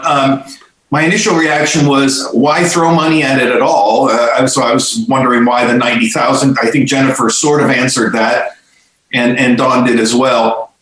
But I'm just not feeling incredibly charitable towards this project. I like Don's points about, particularly limiting the scope also to minimize any future legal claims from people upstream. Never mind DES and the Dam Bureau. So I would favor the least charitable solution. The least charitable. So what price tag does charity have? 90,000 is the one I heard, but I'm doing this on the fly. The 90,000 was already appropriate. We already have that. But as Jen said, that wouldn't get us much. So if we're going to at least, and the question becomes, do we try to play ball with DES, or do we try to change the rules over 2021, get a COVID deferment so that our maybe our timeline gets pushed into the future a bit, and take a more of a well thought out approach to this rather than just a bureaucratic regulatory, throw something up against the wall type of thing. Yeah, actually, if you don't mind, when I put my hand up, I was also sort of reacting to your earlier comment, about throwing additional money at it to sort of keep the ball rolling. And I'm sort of of a mindset to just say, well, draw a line in the sand, for crying out loud, and then don't keep the ball rolling. Just draw a line, But I'm just cranky tonight. Yeah, and to that, we're probably all saying some things maybe that we don't know anything about. So Jen, you I know we're waving frantically, so we'll let you stop the hemorrhaging. No, I'm sorry. I don't mean to distract you by waving frantically. You are distracting me. I just wanted to make one other point, and I think some of you may be aware. I know that the letter of deficiency, this particular letter of deficiency, came in 2019, but this work all started back in 2010. So there has been a fairly long, lengthy genesis of this project. And I just want to caution people that I realize COVID has changed the climate, if you will, certainly the financial fiduciary concerns, but that's only been 9 months, and I'm reluctant, I'm a little uncomfortable with approaching New Hampshire DES about extending our timeline without having maybe gone before the voters and having a turn down by the voters versus a budget recommendation or select board saying no, that they don't want to do it. I just wanted to put that out there. It is challenging because we have been working on this for quite some time. Chris Sigmund. Thank you. Yeah, I actually came to this call this evening with the mindset of, seeking any possible place to, save nickels where we can because of all the reasons we know. But when I look at this, I'm just wondering, and I'm certainly not schooled enough in this to know, but it seems to me that from a hedging our bet and going ahead and approving the 300 requested, in the event that we aren't successful in any other challenges with these things, and the state forces us to go forward and pursue this, I don't know if would we be able to come up with that kind of money, in a pinch if we don't go ahead and do it. And I also agree that maybe, as Jennifer said, putting it in front of the voters and making it their choice. It's been a long process here, and I just wonder if the responsible thing to do, although I would love to not get in this quagmire, but I wonder if just getting that appropriation, recommending that budget be put aside in case it can't go a smoother path. I will react to that by saying thank you. Saying that I believe it's probably a wise move to consider a capital reserve fund for this project. Take whatever balance is available at the end of year this year and move it into that capital reserve fund, and that should give us, I think Jennifer said maybe there's 90 left in the 110 that we're referring to here. So sock that 90 into that capital reserve fund, and then maybe add another 10,000 to it, some small amount to give it a round number like 100,000, and then work from there. And then that way, what we can do is we can put that money into the fund, and then we can withdraw it as we need it. And as the project evolves and the next steps happen, we can not only withdraw the money as we go, but we can get the legal analysis done, and we can sort of chart a course that's a little bit more clearly understood than it is right now. So in that way, the impact on the tax rate is minimized because you're talking about just another $10,000 adding to 90 that's already been appropriated, and it doesn't, it's already factored into the tax rate. Thanks, Russ. That's a good one. Thanks. Tom? Yes. Can you hear me? Yeah. Okay. A couple of questions about that. Would that allow, well, first of all, then would that require a warrant article for $10,000? That's one question. And number two, if you created such a fund, I don't know what the mechanism is for creating the fund, but if you did, would that allow you to use it for legal analysis as well, or should it include extra money for legal analysis and legal defense, et cetera? So yeah, when we write up the language of the article, it would be a warrant article that would have to establish it, and we can add those as purposes for spending out of the capital reserve fund. So we would set it up that way. We would draft up the warrant article to reflect that. So the warrant article would be roughly something along the lines of to set up a capital reserve fund and roll in the 90,000 and add 10,000 to it. That's correct. You can do it all in one article. Oh, okay. Corey. I do like the idea that Russ has had here of putting money aside and starting a fund, because I do think that the next 12 months, we really need to do some of this question answering just to know what our next move really is. I think this is a nice happy medium between going to voters for $300,000 and, as Chris pointed out, being nimble. And if we're ready to move on something or need to do something, we'll have some funds set aside for it.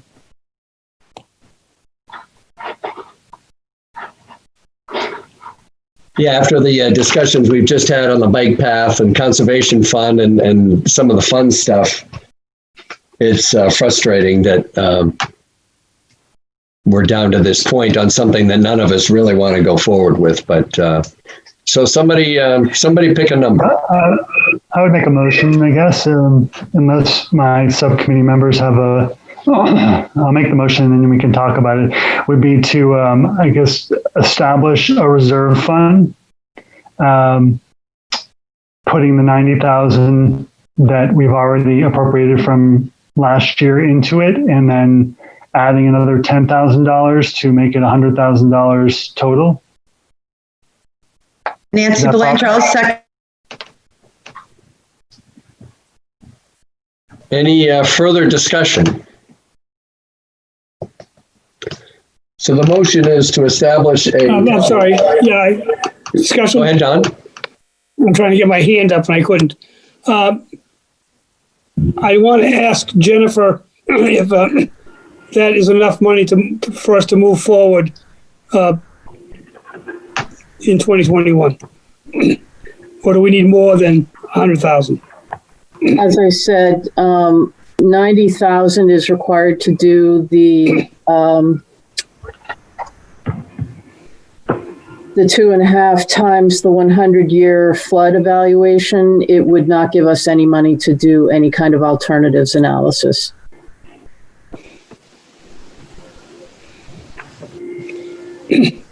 So the capital reserve fund of $100,000 would leave us far short. Is that what you're saying? Yes. And if that includes some money for legal review, I think you all know what legal fees run at and how quickly that would chip away at that. Yeah, given that, I mean, I think this is the right approach. I just think we need to do more than $10,000, Corey. But I don't know what that number What's is. your suggestion, Don? Do you have one? My suggestion was closer to another 100,000. Oh. Nancy? Did you have a question, Nance? You're muted. How about that? Yeah, I'm going to withdraw my second with what Jennifer just said. I'm really uncomfortable with it only being at the 100,000. All right, so we can start throwing stuff around, but okay, Judy, you're the sage person on this group. What do you have for a number or a comment? What's it going to take to handle the legal issues involved here and to develop some plan for these larger issues, the contextual issues that are bothering everyone? We don't know because they haven't happened yet. Well, I'd say at least 20 to 25,000. So to get those all rounded into shape. I shared the screen again on the letter because maybe I wanted Jennifer to sort of pick out, I believe what is on deck to be done is in here, the June 1st, 2020. That was part of the 110. But I wanted her to kind of point out like the financial pieces of these pieces. Where are the major costs coming from? Because this seems to be everything that gets us up to June 1st, 2022. So maybe she can talk to that a little bit. So it doesn't look at it does all of the HEC HMS modeling. It does the inundation maps, but it doesn't do anything with alternatives. So whether you're to increase the crest length of the dam, whether you're to decrease the elevation of the crest of the dam, or increase abutment heights, all of that needs to be done. It needs to be done with structural analyses. It needs to be done calculating what those discharge capacities are under those different scenarios. And that's ultimately what we're being charged with, is increasing the discharge capacity of the dam. To get something to DES by this date. Correct, to get a recommended alternative to them by June of 2022. And actually, it's more than getting them a recommendation. It's applying for those modifications to the dam. So the 90,000 that we currently have is designed to do which piece of this, just to clarify for me? To do all the HEC-RAS modeling, to, and I can't control the screen, so I guess it's right here. Yep, it would do the, we've already done the breach analysis. It does the next step, the HEC-RAS modeling. It does inundation maps. Keep going down. Keep going down.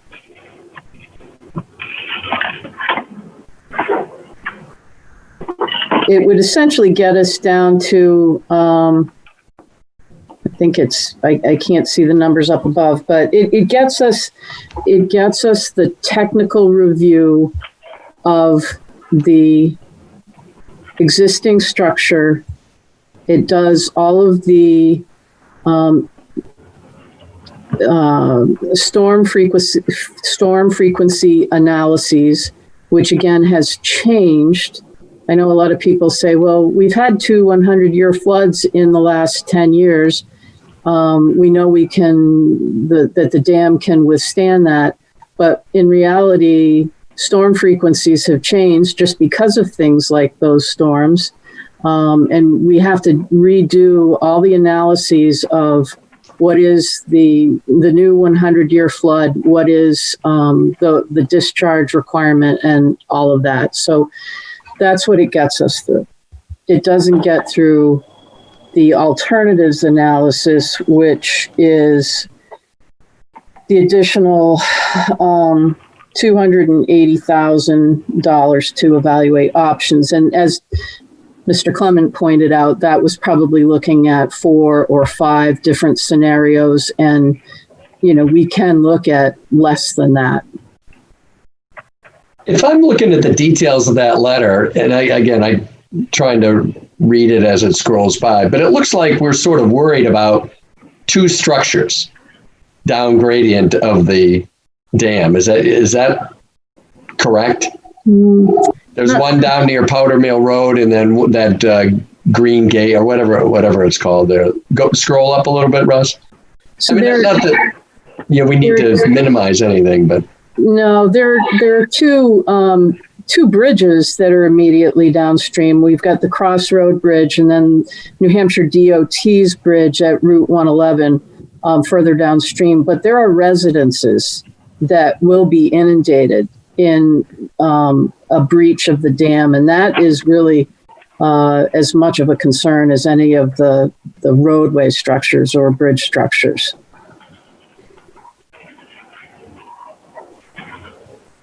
I think it was, how many homes, Jennifer, are on the breach analysis list? I want to say it was upwards of 14 to possibly 19. I don't remember the exact number, but there are quite a few.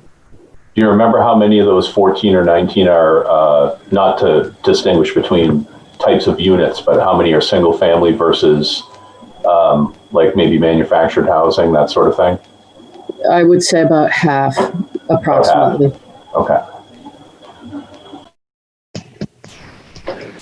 I think it comes down to whether we think a year of having some conversations is really warranted before we do any more work on this thing.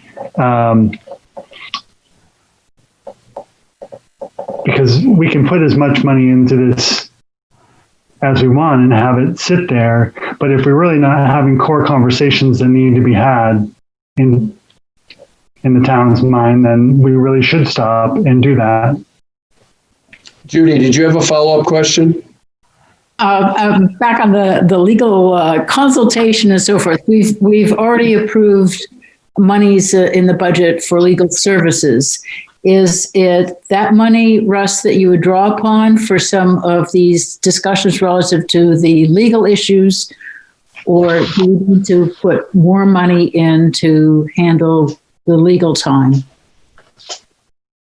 That's a good question. I think my approach would be initially to try to tap the legal budget for, carve out maybe 20 out of the 80,000 or so to do it.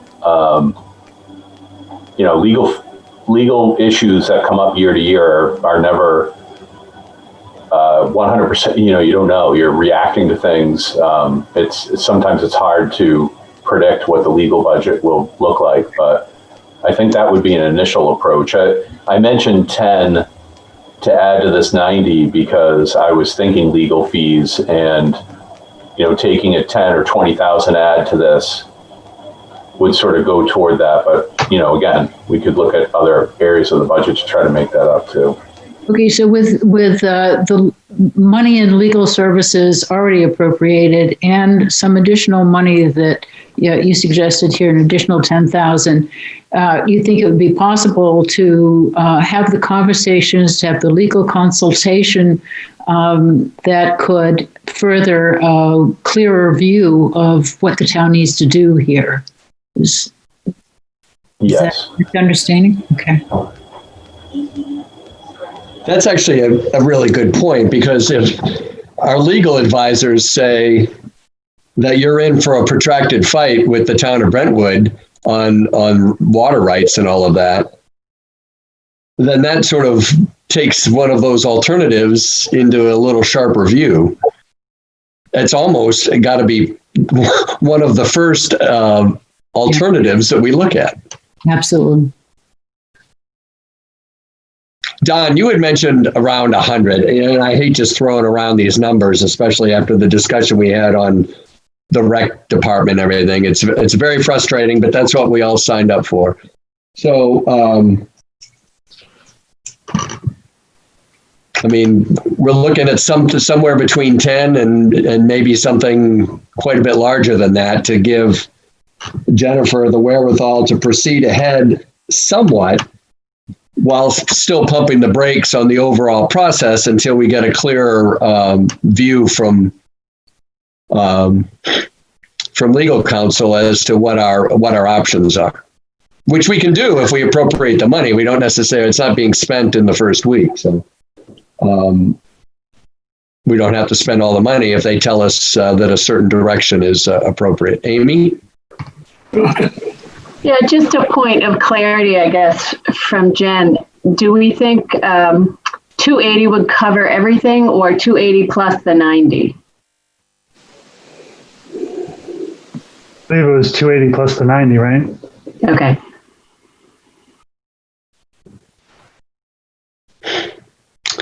Nancy? You're muted. You're muted, Nancy. Sorry, it's getting a late date for me. Corey has a motion out there that I had seconded and withdrawn. I just want to remind everybody where we're at. Well, we're trying to come to a consensus before we have three different motions. Trying to have a consensus on where we might want to be before we start revising motions. Yeah, I just want to remind you, that's all. Bob? Go ahead, Donnie. Oh, I'm sorry. Yeah. In order to move this forward, I'll make a motion. And that's what you don't want to hear, but... Well, let's, if you're going to make a motion, we'll have Corey rescind his or otherwise modify. Oh, okay, I will withdraw my motion. I'm sorry, Corey. Go ahead. I withdraw. I thought when Nancy withdrew her second, that withdrew it, but...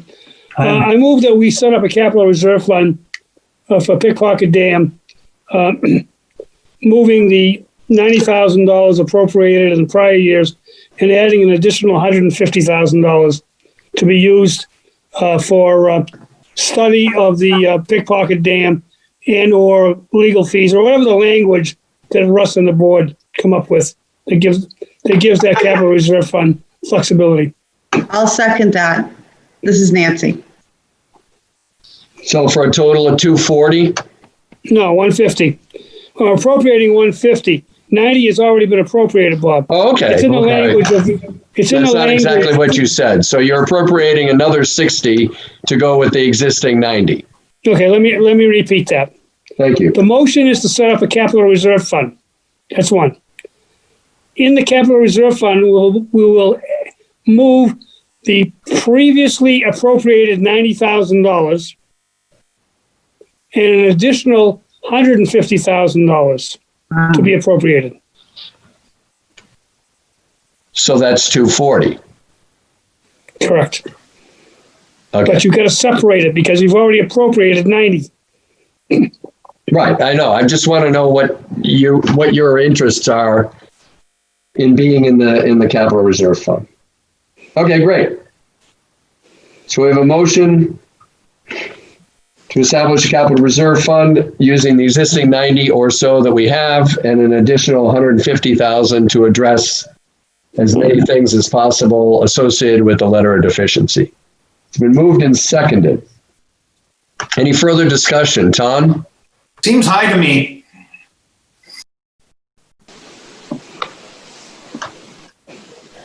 Make your pitch to Mr. Clement. We got to vote here. It's a discussion of the motion, so I'm just. My discussion is. It seems a little high to me. I'd like Jennifer to comment on that. Well, I think Jennifer's already done that. She's asked for the 300,000. She's asked for more. We don't need to keep putting her on the spot. Okay.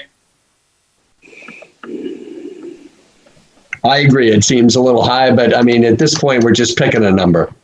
Judy? It does seem like that. Yeah, I'm trying to square 150 and 10,000, the two different numbers that are recommended. Judy, may I explain? Yes. 10,000 with $150,000. If the legal questions are resolved, that gives Jennifer or the town some monies to start the some form of feasibility study in 2021. If you own $10,000, isn't going to be able to do anything towards a feasibility study. So you're going to come far short of meeting our June of 2022 deadline. The $150,000 is not just for legal fees. It's if we get through the legal questions, that maybe sometime during the year we can start moving to some kind of a narrowed, low-level scope analysis. Don, would you consider a lower figure? Russ has already suggested we've already money for legal services that we could draw upon, and he's thinking an additional 10,000. But 150,000 just sounds like a large number to pull out of the air. Well, that was his number. We can proceed. That's we vote on the motion. If the motion fails, we'll do something else. Kaylee. Oop, okay. So in support of Don's number, that's exactly half of what, if I understand correctly, exactly half of what Jennifer is proposing. So if anything needs to be moved forward, which it seems like it should, at least to some extent, I think 10 grand is frivolous, and 150 would move us forward a little bit. So that's my input. Ton, did you have something else? No. And Judy? No, and thank you, Don, for that explanation. I'm just trying to move things forward. It's getting late. Well, we're about halfway done. How do you vote on the motion, Kathy? Aye. Amy? Judy? Nay. Don? Zwan votes nay. Don Clement? Yes. Corey? I'm a nay. Kaylee? Aye. Chris Sigmont? Nay.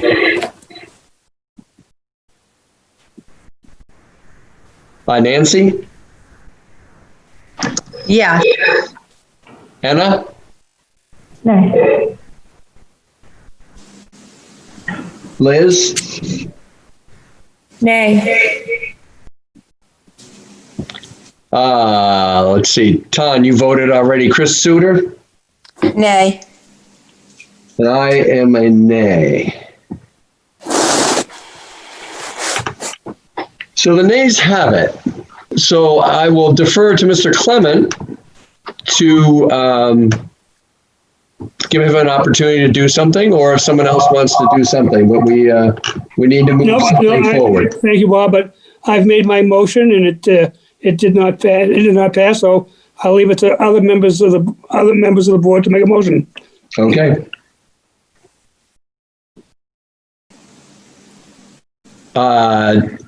Somebody's hand maybe can go up.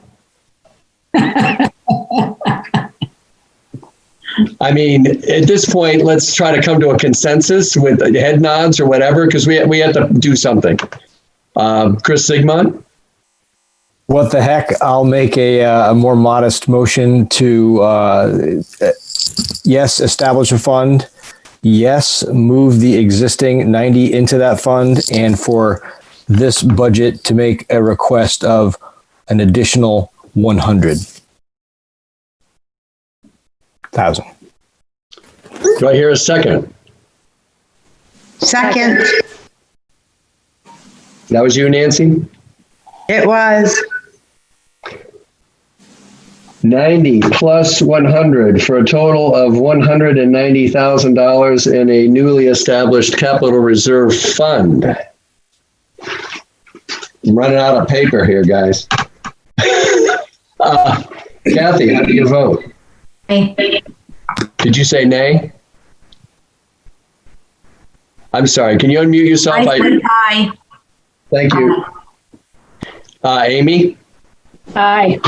Judy? Aye. Don? Yes. Nico. Sorry, Nico. Nico, you want to vote with us this time? Corey? Aye. Kaylee? Aye. Chris Sigmund? Aye. Anna? Aye. Nancy? Liz? Oh, aye. I got you. Okay. Aye. Liz? Aye. Tom? Nay. Christine? Aye. And I am an aye. So, did you get all that, Russ? For the Capital Reserve Fund? I'll just go back and watch the video again. For a $190,000 fund. Yeah, all set. Cool. Let's hope the voters voted down.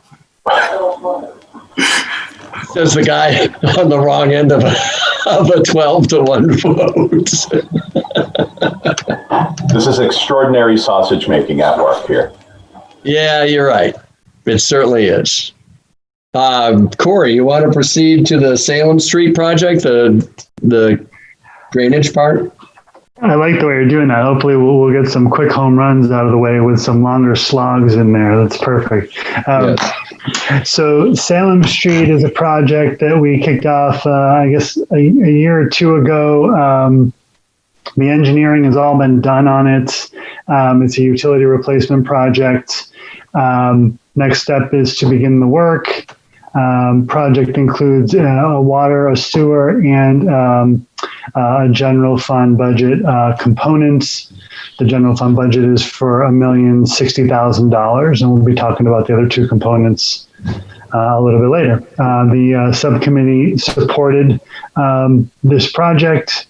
These are sort of the nuts and bolts of operating the town, these utility projects, and we are in support of it. Jen, do you want to weigh in at all? Is she still with us? Yes, I would. On this project? I'd like to give the committee an update. We, as Corey said, we are wrapping up the design. We're at about 95% of the design, and we do have new opinions of cost from the consulting engineers. And I've conferred with our town engineer to make sure that we feel confident with those numbers, and they are all reductions. So if I could share my screen.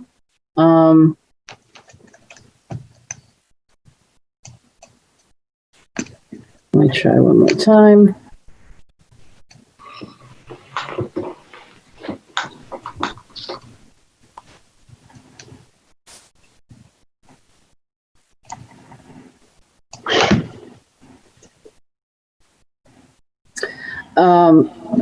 Wow. There's an overall reduction in the total project cost to $5.1 million.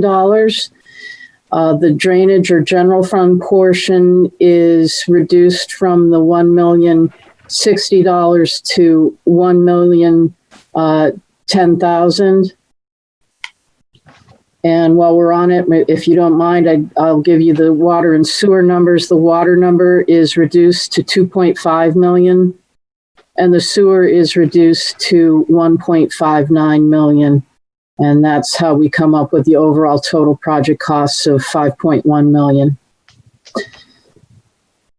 Great. And this, if you look in the back of the CIP, this equates to about $85,000 a year for 15 years. This just the drainage part. Thank you, Jen, for that update. Any questions? I'll entertain a motion to move the drainage portion of the Salem Street project for $1.01 million. I'll make the motion. I'll second.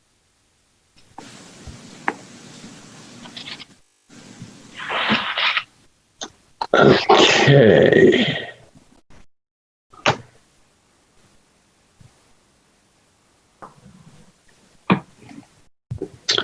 Let me get my screen backed up here. Kathy, how do you vote on the motion? Aye. Amy? Aye. Judy? Aye. Corey? Aye. Kaylee? Aye. Chris Sigmund? Aye. Nancy? Aye. Anna? Aye. Don? Yes. Liz? Aye. Ton? Aye. Christine? Aye. And I vote aye. Okay. Sidewalk program? So the sidewalk program, we really didn't, I got to be honest, we didn't talk about it because it wasn't in the warrant listing in the general fund budget. And although it is in the CIP book, so I don't know. We didn't talk about it, to be quite honest. Russ, I don't know. Did you have an update on your preference, Russ? I know some things have been shuffled over this past fall, several months on deferring some things. Was this potentially one of them? Yeah, let me explain why too, because if I share the screen just real quick, if you look at what's here, right? We currently have a capital reserve fund balance of 144,000. So my take is that if we need to do a project next year, we can take money from that fund. And also, I do believe there is still some money left in this account as well, this state issued. If you remember a few years back, the state gave us some sidewalk funds or highway block grant additional money under SB 38. We used 160 of it to do Lincoln Street sidewalks as part of that project, but there's still some left there too. So as far as something that we could defer because we have available funds to still do a couple of projects, I think we're in decent shape for 2021. Right. So it's not in the warrant listing, so I don't know that we have any actionable item there. Yeah, I did not put it forward for any consideration. All right, well, it was in the book, so. Yeah, it'll be there. It'll be there every year, but I think we'll have this discussion probably annually and figure it out. So, Corey, did you guys? There was some question on the maintenance projects on how the boardwalk repairs were going to fit in. Did we come to a decision on that, or did you come to a decision on that? So our recommendation was to not make the $25,000 of repairs a warrant and perform any repairs as part of the $100,000 maintenance budget that we've already discussed and approved.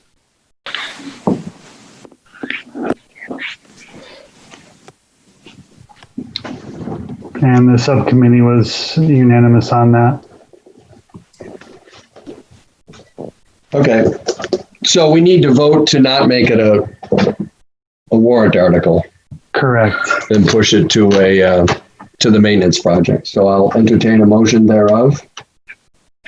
I would make a motion. Seconded. Don, I'll get to you. Amy, was that you? Yes. Thank you. Don? After the vote, I have a question relative to this. After the vote. Okay. Any further discussion? Kathy, how do you vote on this motion? Aye. Amy? Aye. Judy? Aye. Corey? Aye. Kaylee? Aye. Chris Zigmont? Aye. Nancy? Aye. Anna? Aye. Don? Yes. Liz? Aye. Tom? Aye. Christine? Aye. And I vote aye. So it will not be on the warrant as a $25,000 warrant article. Don, so what was your comment? Thank you. On page, excuse me, on page 33 of our general fund budget, under warrant articles, there's a Stewart Park seawall deficit funding 2021 preliminary budget of $105,794. That's showing up as a potential warrant article for that amount. Can someone give me some background? I'm a little lost here, as we're members of our subcommittee. Yeah, so that's a really old project that dates back to 2007, I think. And we've done some research on it, and the number is coming from the auditors as far as what the balance of that project, I guess, is in a deficit situation. So originally it was, I'd have to get the exact figures as to what the actual was. And we were authorized to borrow up to, I think it was 410,000, but I know the actual did not approach that. But we rescinded the bonding authorization for it, and the actual cash balance in that project was over by 105,000, according to the auditors. I don't know if Doreen can add anything to that, but that's my understanding of it. Yeah, that sounds correct. And then the one thing I did want to mention is that, and I think, Russ, if we're on track to take this from fund balance and not have it impact the tax rate. That's correct. Yeah. So the question is, this will not appear on the warrant as a warrant article to be a... I think it has to appear on the warrant as a warrant article like we did with the Great Bridge project last year. So we would put it on, but as Doreen pointed out, it doesn't change our financial position at all because it's a deficit that's being held in reserve right now in our fund balance. So it's really more of a balance sheet adjustment than anything else. So the warrant article will say to raise and appropriate 100 or whatever the number is, but the money's to be paid out of fund balance. Correct. Yeah. Similar to what we do for a couple of other things we do annually, sick leave and the snow and ice deficit fund. Am I correct? That's right. Yes. Okay. All right. Okay, I understand. So, okay, I'm clear. Thank you. Don? Yeah, I guess I'm not understanding. I don't want to create awkwardness, but is this an accounting discovery of something that wasn't completely funded a long time ago? I just don't understand. So this has actually been on our books for a long, long time as a project deficit, and we've done some research on it, but we haven't modified any of the numbers that have been included in our town audit. What is a project deficit? To me, that sounds like an unpaid bill. If I had a project deficit, that would be someone. All the bills were paid on the project. The project came in at a certain cost, and there are certain revenues associated with that project as well. But the differential in the cost versus the revenue is $105,000. Basically, the project.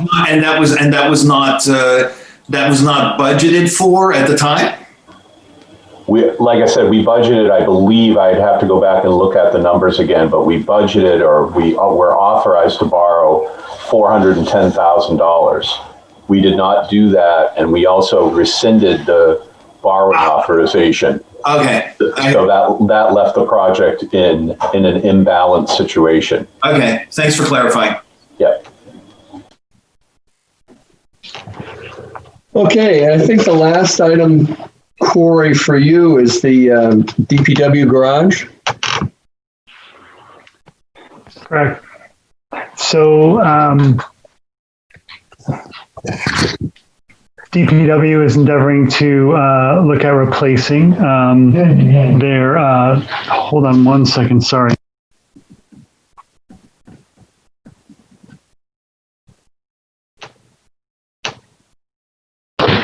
Got a dog that was either going to bark or I was going to let him out real quick. Sorry about that.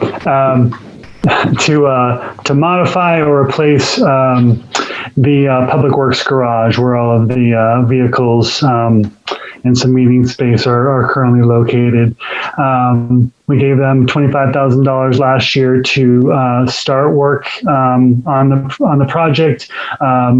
They went out and worked with LaSalle Architects on a programming scope of work.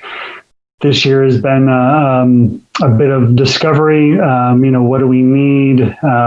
What's going on out there in DPW garage world, and what do they look like in 2021?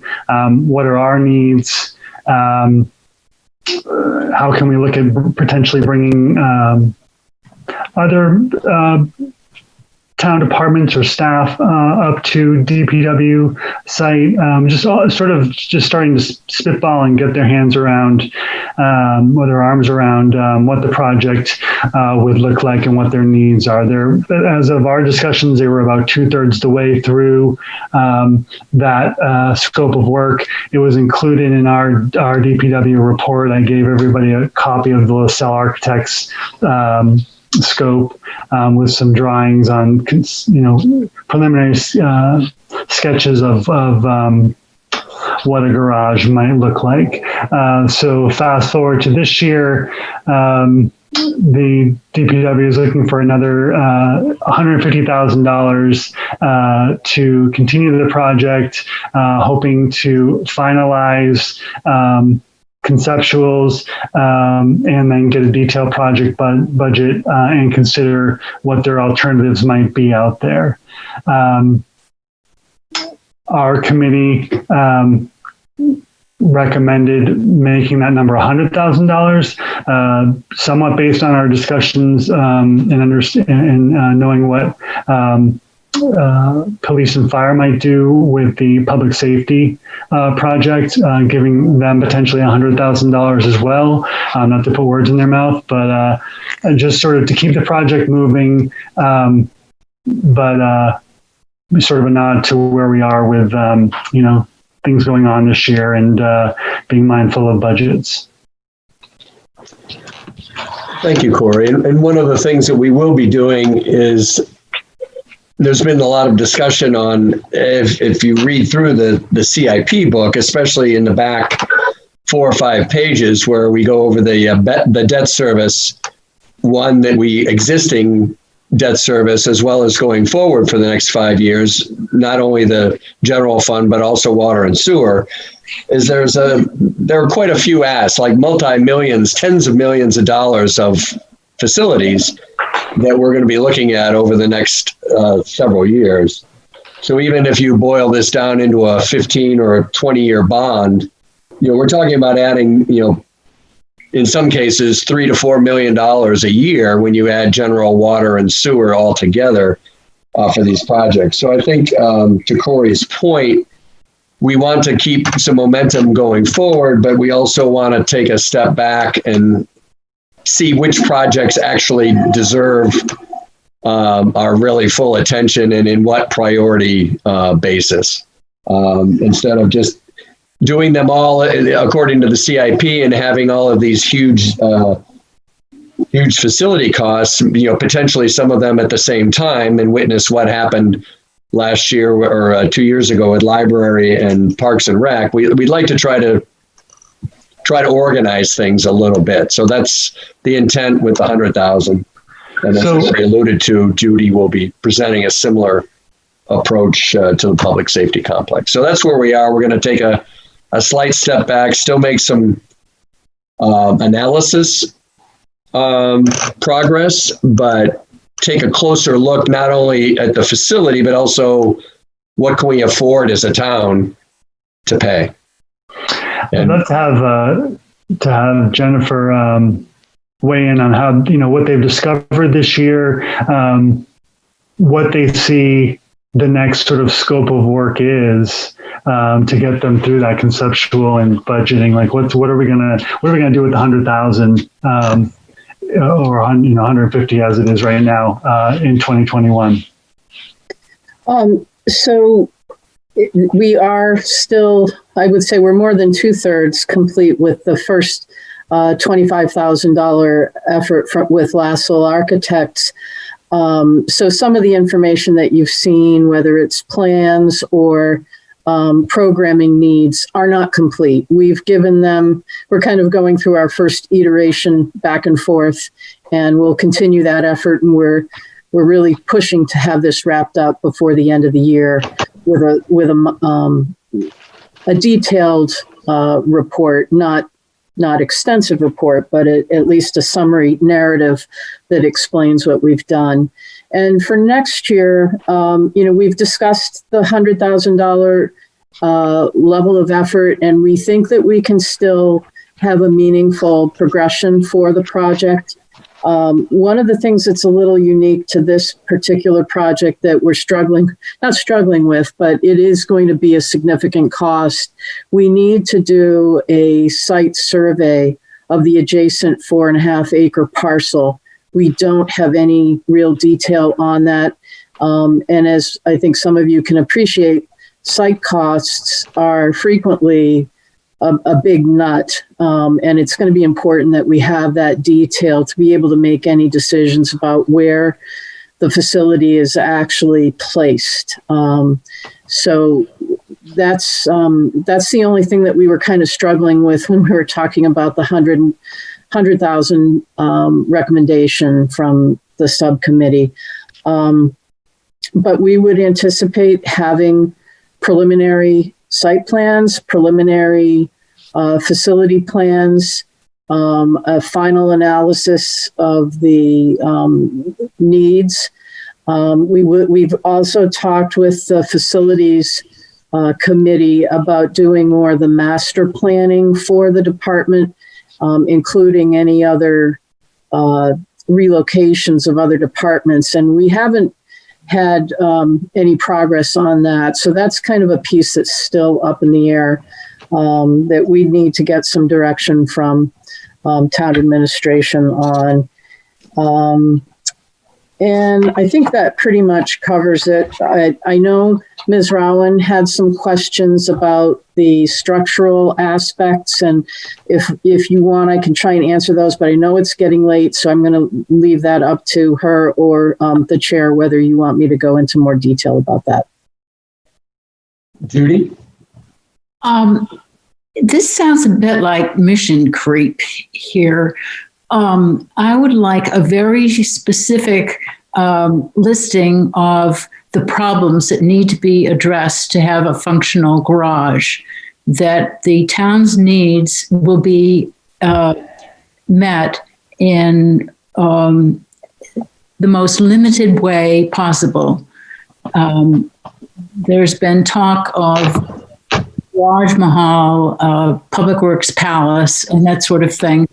And I think the more specific you can be about the problems to be addressed and exactly what plan that evolves with how it would address those, the happier would be and the more likely your project would be to pass with voter approval.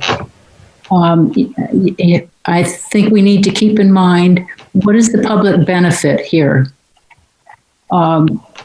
Most people don't go to DPW. I know that you all work there, and it's important that you have a working environment where you can function well, that all of the town's equipment can function well, be maintained well.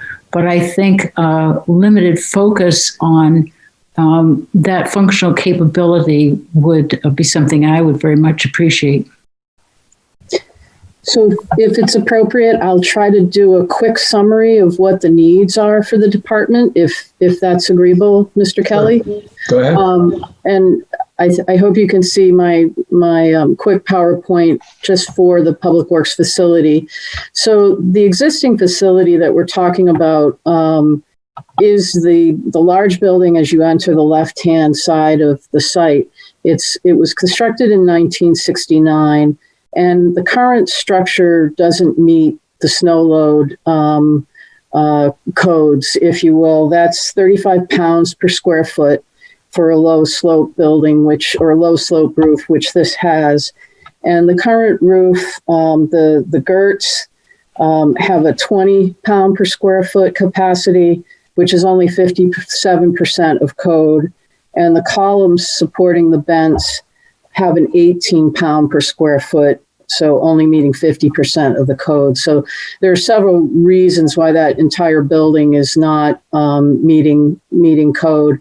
We do have a roof load monitor that we do monitor after storms, and we do have a contractor who does snow removal on the roof, because those are typically timed with the same time that our staff are out dealing with our own road plowing. And so we have to do that on a regular basis because we're right on the cusp. It's probably less than 18 inches of snow is enough to push us into being in the danger zone.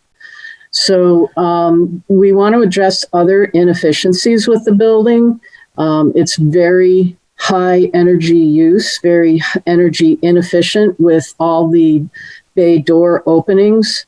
We would want to consider a different entrance so that there's a single entrance and a single exit. Perhaps a couple of the mechanics bays would be open to the outside, but for the most part, it would limit the number of entrances that you would access the building. And the entire building really lacks ventilation. And in this day and age, I think everybody's more and more aware of the importance of ventilation. We need to be providing that. And again, that would improve overall health and safety associated with the building. We have inadequate restrooms and inadequate locker rooms for the staff. I didn't take photos of those, but you're more than welcome. Anybody is more than welcome, and I can certainly provide additional photos if it would be helpful. And with the bays configured the way they are, we have to back in all of our large trucks. And in the wintertime, you can imagine the scenario with plow frames, plows, and wings associated with the vehicles, and it's extremely tight space. We are not able to store all of our vehicles under the roof or in heated conditions, which is not adequate for long-term servicing of the fleet. There's a lot of damage to the columns because of the backing and the very, very tight nature of those doors. This is pretty typical of all of the doorways that need to be addressed. We also are servicing the fire fleet, and we don't have adequate space in our current bays. We don't have enough depth to be able to service those. So in the best weather, we have our doors open and we have their equipment parked partway in and working on them. So we're not meeting the needs of the current systems for the department. And what we're trying to do is anticipate what the needs are for, a 20-year future. It's important. We only get one bite at the apple with a facility like this, and we feel strongly that it really should be something that is looking forward and not just addressing the current needs. And we also have a lot of external containers where we are storing additional materials. We don't have adequate storage on site. We have other materials that are stored in several other locations, including Chet's Pit up off of Kingston Road. There's an older building there that is in even worse condition than the Highway Bay garage as far as structural capacity. And even though we have materials stored in there in the winter, we cannot enter that building in the wintertime because of the snow loads. And it's just unsafe. So, and the last piece, this was another very important component. It was added to the project this time around, but the fueling island, and again, the fueling is for all town fleet, diesel and gasoline.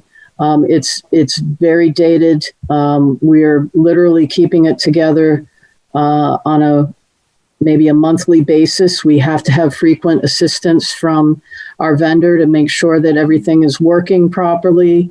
We have to keep adequate controls of all of our fuel storage, and we need to replace the tanks, the pumps, the electronics, the vending system, and the canopy. So it makes sense to do that at the same time as we're looking at siting the new facility, because the workflow, how things flow around this island is very important. We have to be able to allow for extremely large turning radius vehicles like fire apparatus and our own larger pieces of equipment. And if, we have to make sure that we've got adequate room for that. So that's a quick synopsis of the needs for the department. And I hope that answers some of the questions that you may have had. It does. Thank you. Thanks, Jen. Okay.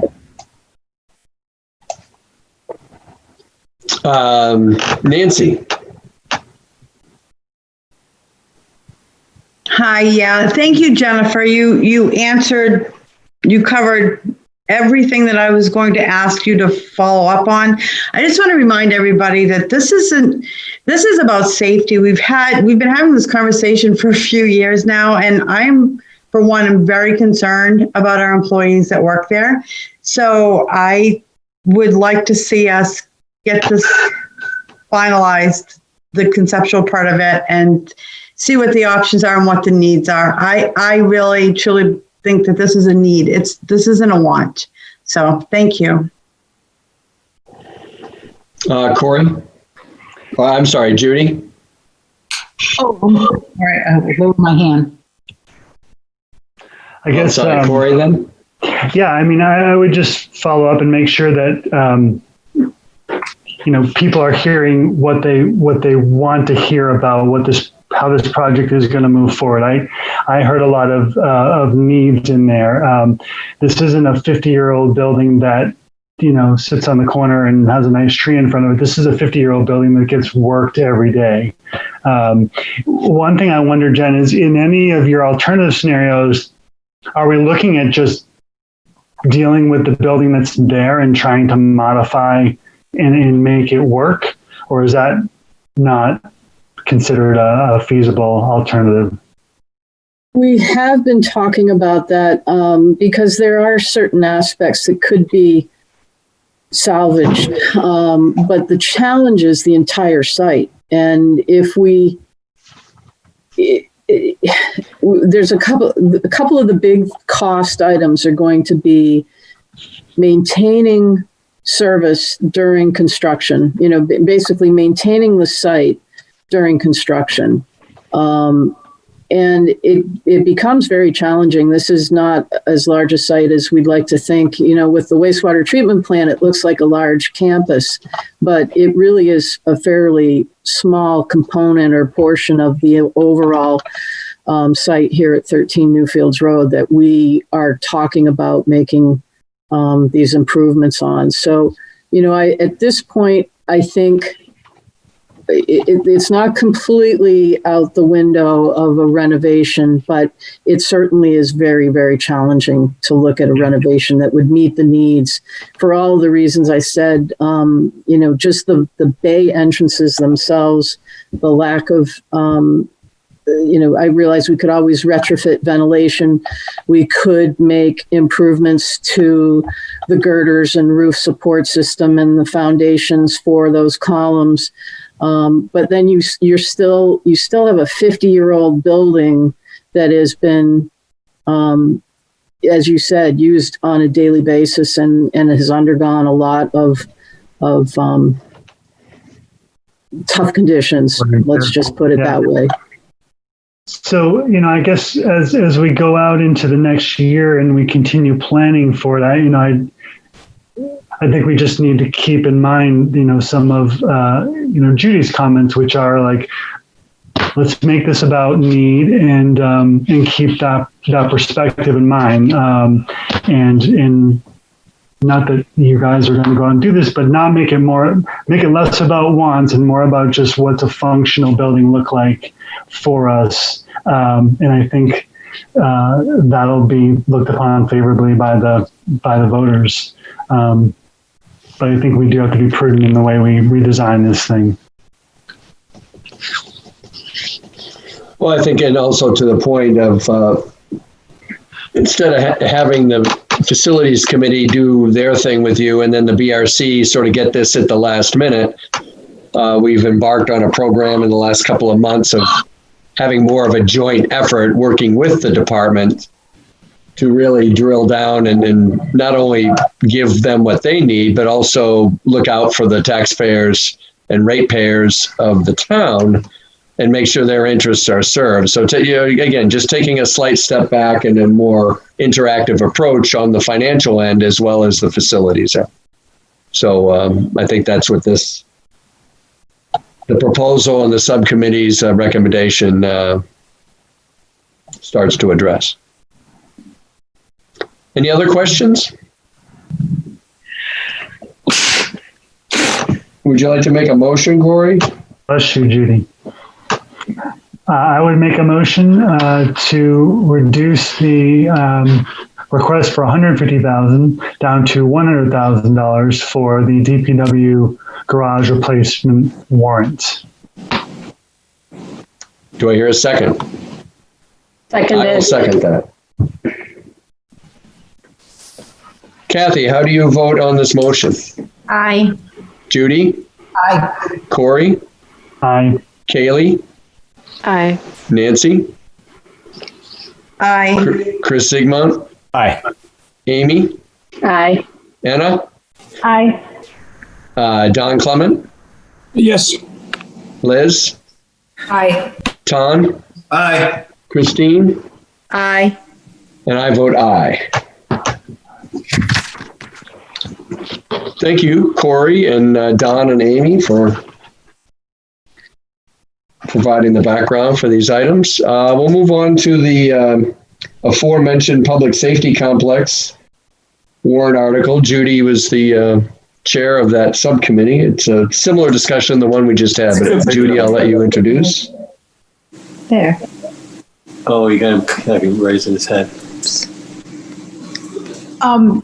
We step back from the specific discussion of conceptual plans and so forth to initiate a discussion with both the fire department and the police department about their views of what they really needed and so forth.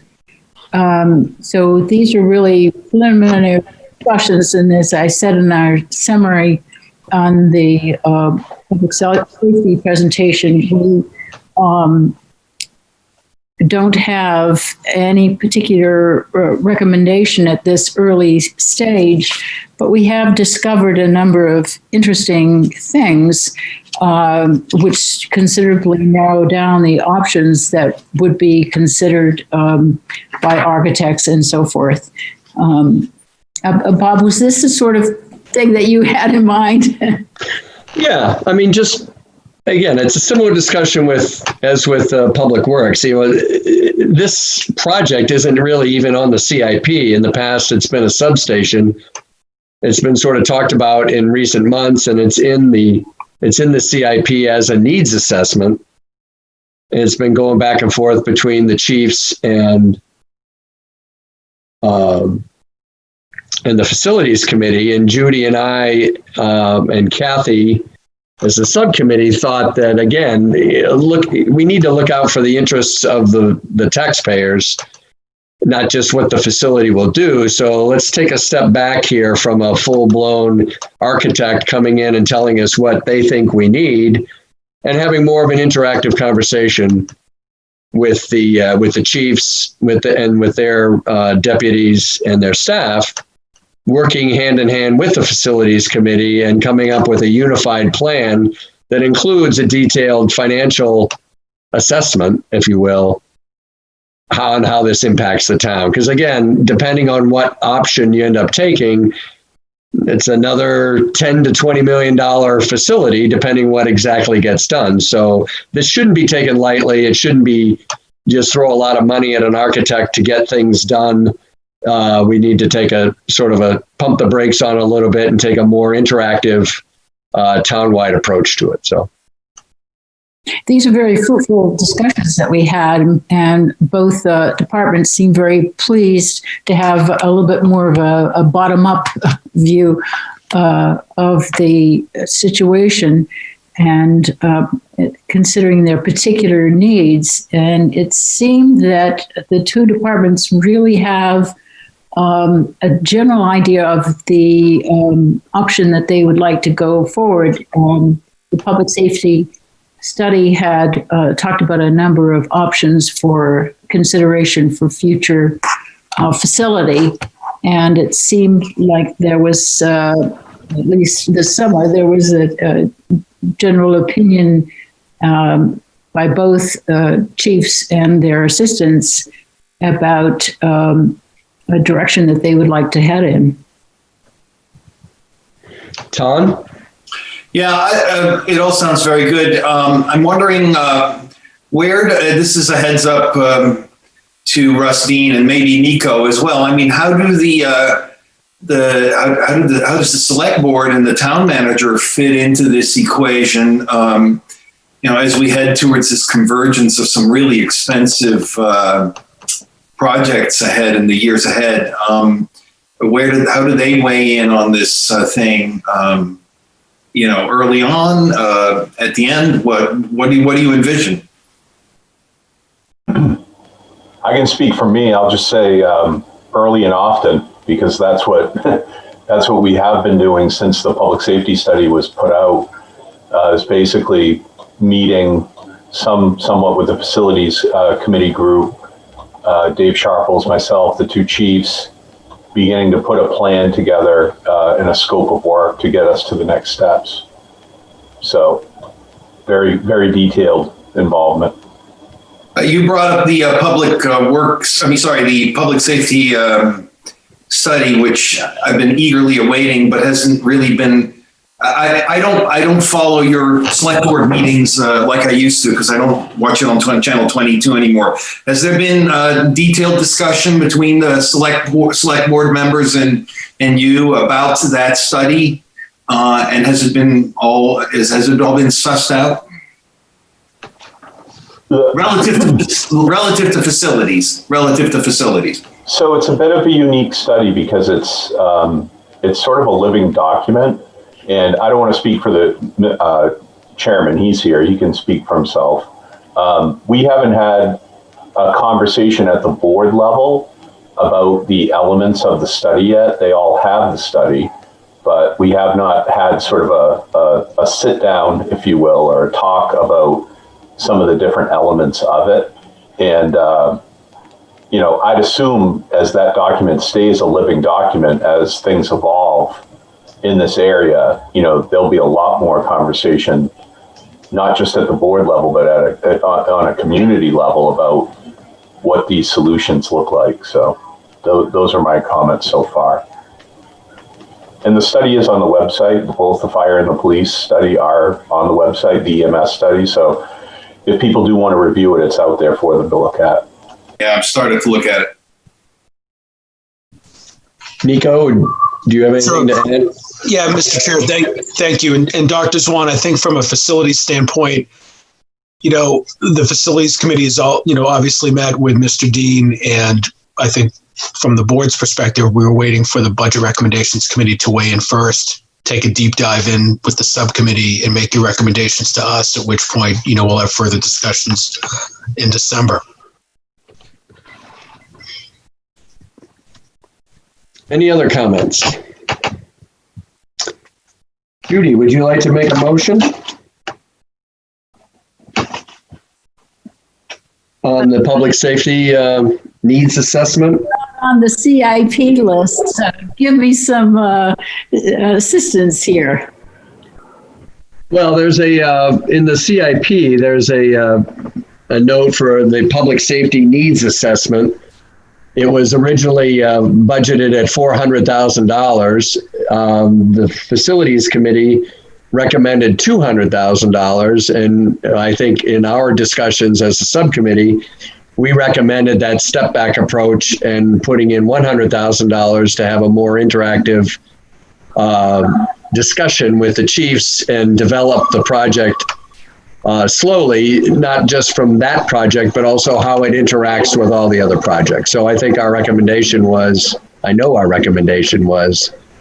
to make that warrant article $100,000 for the public safety complex needs analysis over the course of 2021.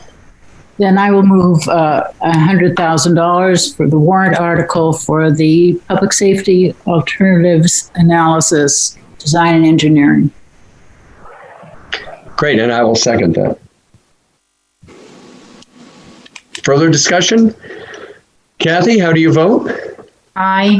Judy? Aye. Amy? Aye. Chris? Sigmund, sorry. Aye. Kaylee? Aye. Aye. Corey? Tom? Aye. Nancy? Aye.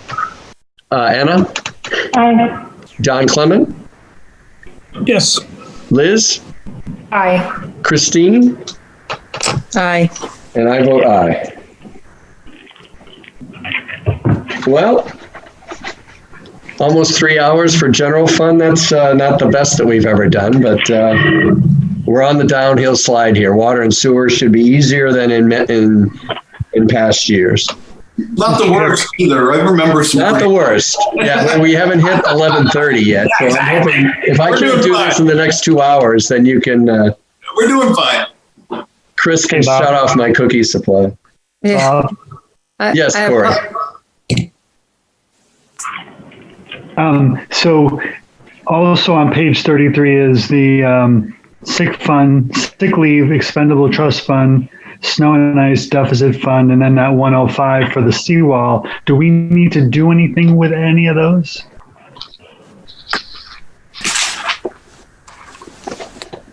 The seawall, what was the other one? The seawall deficit, I would say no. Okay. Because again, it doesn't even factor into the budget.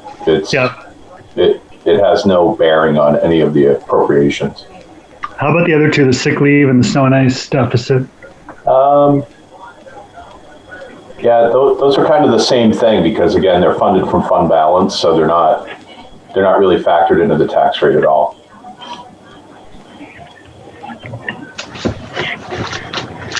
Look how efficient I am as chair. Perfect. Okay, on to water. The CIP items are described, or let's say the financials are described starting on page 80 in the CIP book. The various discussions are under the water tab.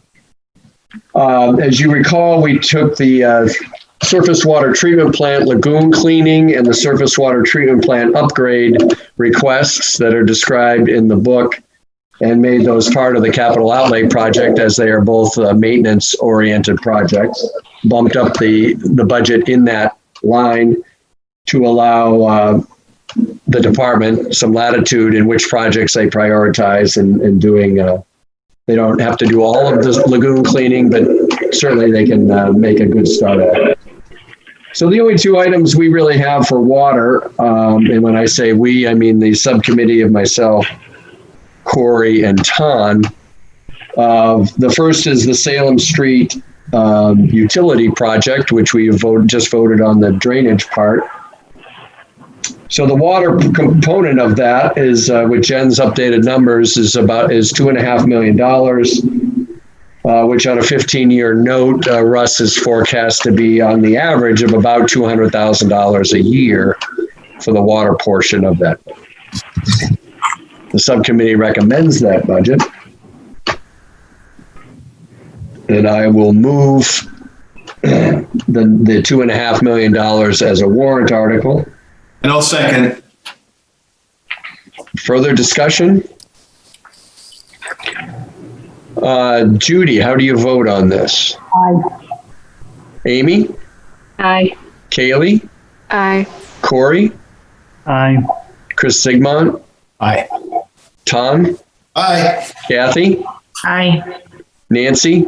Aye. Anna? Aye. Don? Yeah, I'm trying to find that exact 2.5 million. Okay. Yeah, that Yes. was Jen's revised number. No, I'm just trying to go back and look at my notes. Yeah, Liz? Liz, are you still with us? Yep. Not a problem. Christine? Aye. And I am voting aye.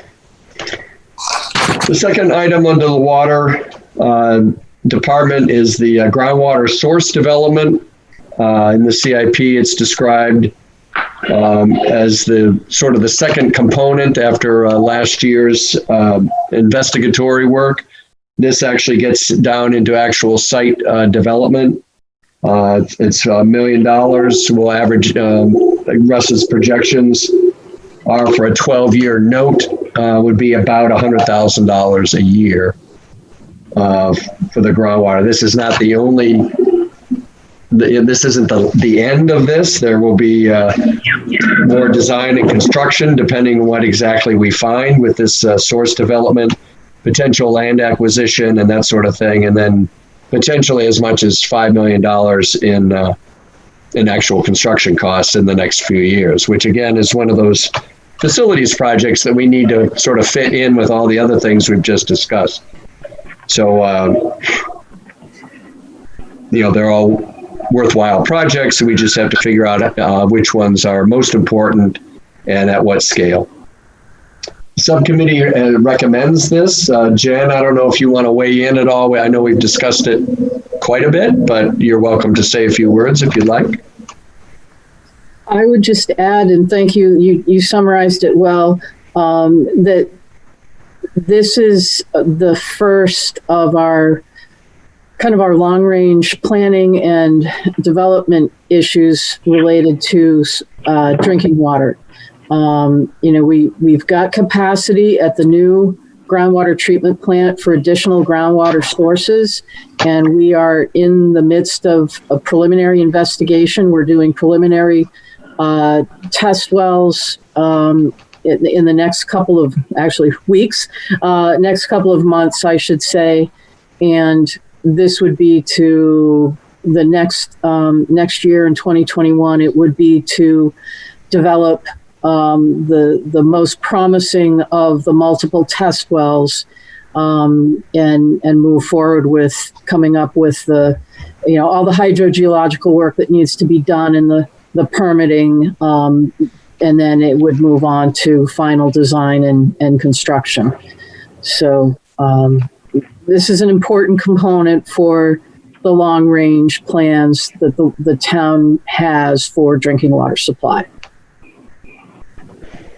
Excellent, thanks. Don? Yeah, have we already appropriated, what, $750,000 a couple of years ago to this project? Yes. It was 800,000, 600,000. 800 total. Yeah, $600,000 bond and 200,000 from the water fund. So we have spent all that money? It is on its way to being spent. It's encumbered. A large share of it's been spent, and there's some set aside for groundwater exploration that is about to get underway. Okay. Thank you. It's I'm all still trying to figure out what we're I'm sorry.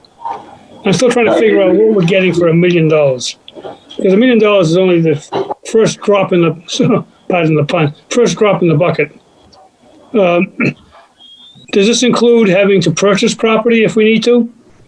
This $1 million? My overall concern is that we've really, the water and sewer users have really taken a hit and continue to take a big hit financially. And I just don't know how it's getting tougher and tougher to keep going at them. We need to find some better solutions, some better financial solutions. I'm getting very, very worried. I understand we've got people who are already potentially defaulting on their water bills in a large fashion. Just a quick comment though on that is we need to remember that part of our water situation, if you will, we took the Great Dam out. That reduced our impoundment from 68 million gallons down to 14 million. And we also have Stadium Well and Gilman Well that, we did some testing on, but we have had revised numbers that suggest that those yields aren't what they were expected to be. So we're in a situation where we would need to pursue alternate supply anyway, but we're in a situation where we need to move the program ahead because we have needs on both the groundwater side of the house and the surface water side. So, I understand the cost. I understand what you're saying. It's new water supply is not cheap. It is an expensive proposition. I understand. But that's at least some perspective on where we are at this point. And this is partially what concerns me is that many years ago when we started talking about doing a groundwater plant, redeveloping our wells, we did extensive studies that showed even with the dam out scenario that our water supply was going to be adequate. And now we're seeing, that the yield from the 3 wells was going to be so much. Now we're saying those studies were incorrect. We keep getting a moving target. That's my concern. And it's getting very, very difficult for the average person in this town to survive financially. We just talked about tonight a significant increase in the tax rate. Now, I understand that only a very small portion of that is from the municipal rate, but we're talking about another big increase potentially with this, and more increases with we haven't got to the sewer portion yet. I'm just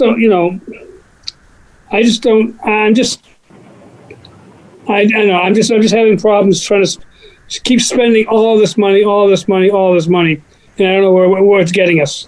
I will point out that the quarterly bill for the sewer and the water, on average, is still a lot less than your monthly electric bill. Quite a bit less.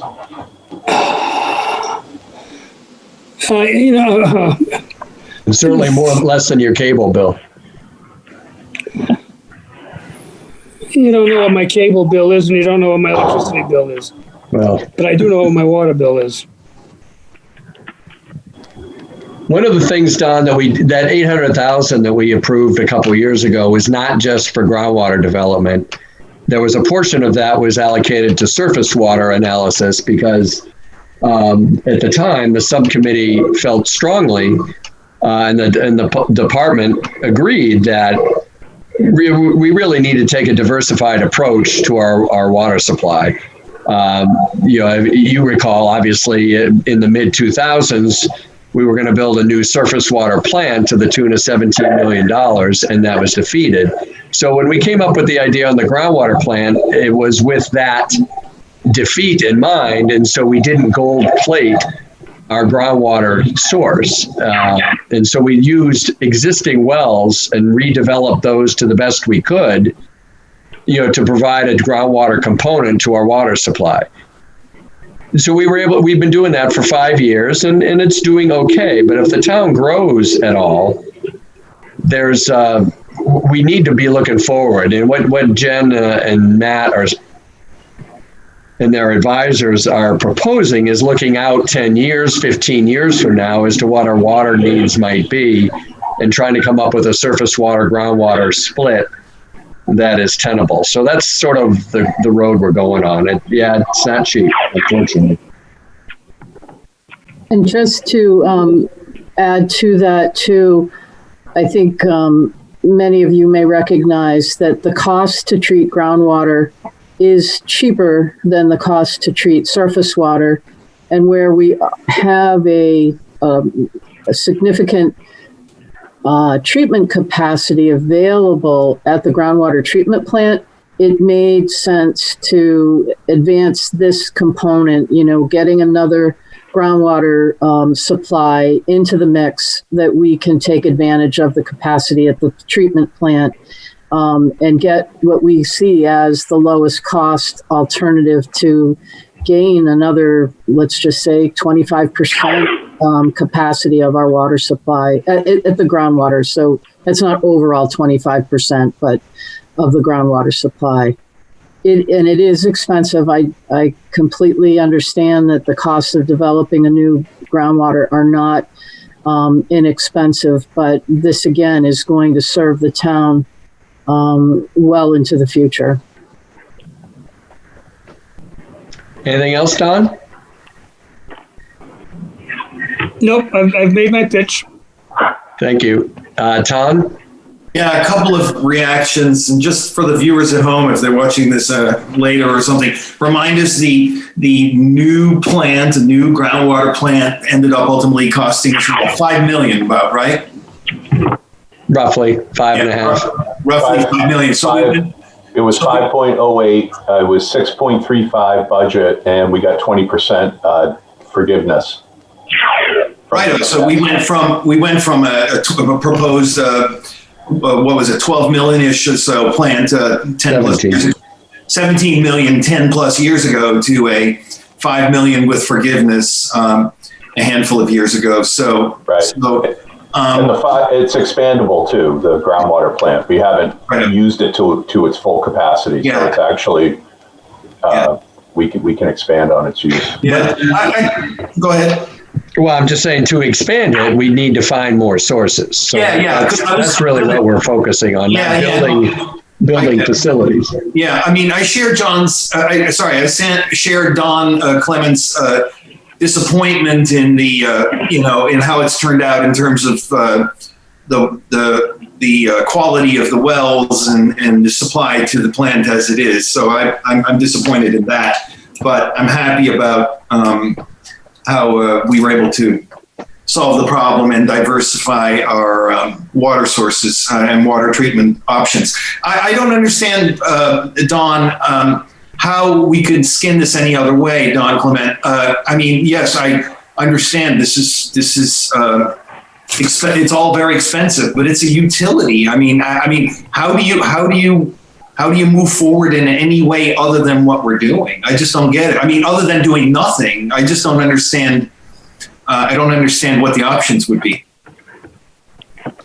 This gray hair is from being on the Water and Sewer Committee in the 80s and the 90s when we did nothing. Right. And nobody wanted to pay for it. And then we paid for it in the 2000s. So it's a utility. A lot of this is catch up. Yeah, it's a utility. It's not a truck. It's not personnel even. It's a utility. Right. Chris Sigmund. Thanks. And some of the questions have been answered, and Dr. Swan's right. It is a utility, and we have a responsibility to provide fresh water. I'm wondering when looking back to the studies that projected sufficient supply from some of the groundwater sources a few years ago, if we forecast the amount of growth that we saw in housing in town, probably not. That obviously has had an impact. But I also wonder if, as a town, we're exploring additional things like, rainwater capture, allowing people to have cisterns for flushing and other uses and things like that to mitigate these things, because it's this perpetual march up. And while we've had an immense amount of development, especially multi-unit housing. But I feel like, what I hear on my street is just like, it always just seems like the water bill is going to go up. And we've got, capital project after capital project. And, some of the older neighborhoods, it feels like they've been bearing the brunt of it for a while. So I hear it, and I just wonder if we've opened our arms wide enough to consider alternative ideas as well. So,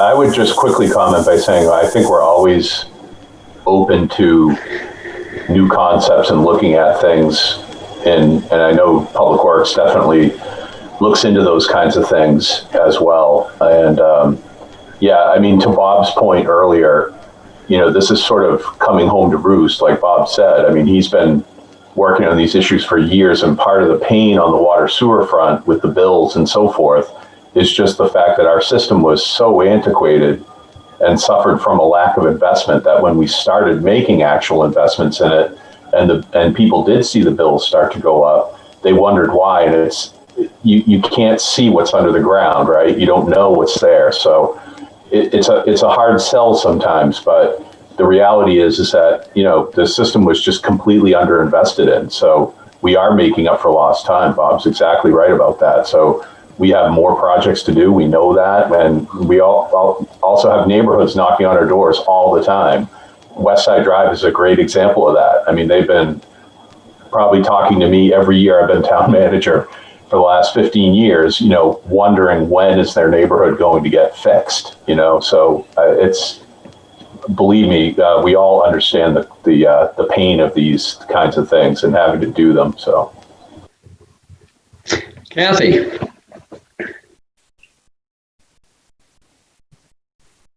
Can you unmute yourself, Kathy? Sorry about that. I just want to support Don in there are a lot of people on fixed incomes in Exeter, and although I support this and I understand, what we need to do, and unfortunately, like you said, Bob, we've held off on these projects way too long. But to say, well, it's cheap. Just, it's cheaper than your Comcast bill. That to me is kind of a slap in the face to people who really can't afford another $10 or really can't afford another $40. And what you do here is the more things that you put onto the warrant, and the more that the people see their taxes go up and their water and sewer bills go up, they come and they vote. And the more that you put on here, you may not get anything passed. Now, I haven't seen that in the last 5 years, but there could be, a lot of people that say, I can't do that, even though what our portion of this is not a lot of money compared to the schools.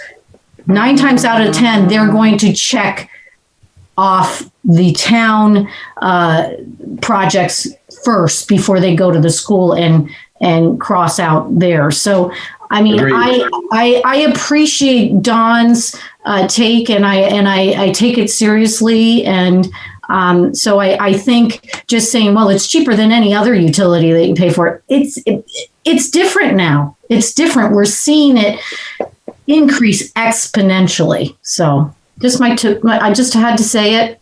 Just my 2 cents. Thanks. I apologize if I was too flippant. one of the problems is that, Russ alluded to pipes under the ground. We haven't really even gotten to that point. We're just dealing with facilities that are regulatory requirements. We used to have a wastewater plant that would pump nitrogen to the tune of 22 parts per million into the river. And now we have one that can do 3. So, I mean, people are voting for the environment. Yes, it's expensive. We used to have forgiveness for 50 parts per billion in arsenic in our drinking water. Now, next year, it's going to be 5. So it's gone down by a factor of 90%. So it's, we're responding to regulatory pressures as much as anything, and we're just trying to keep up.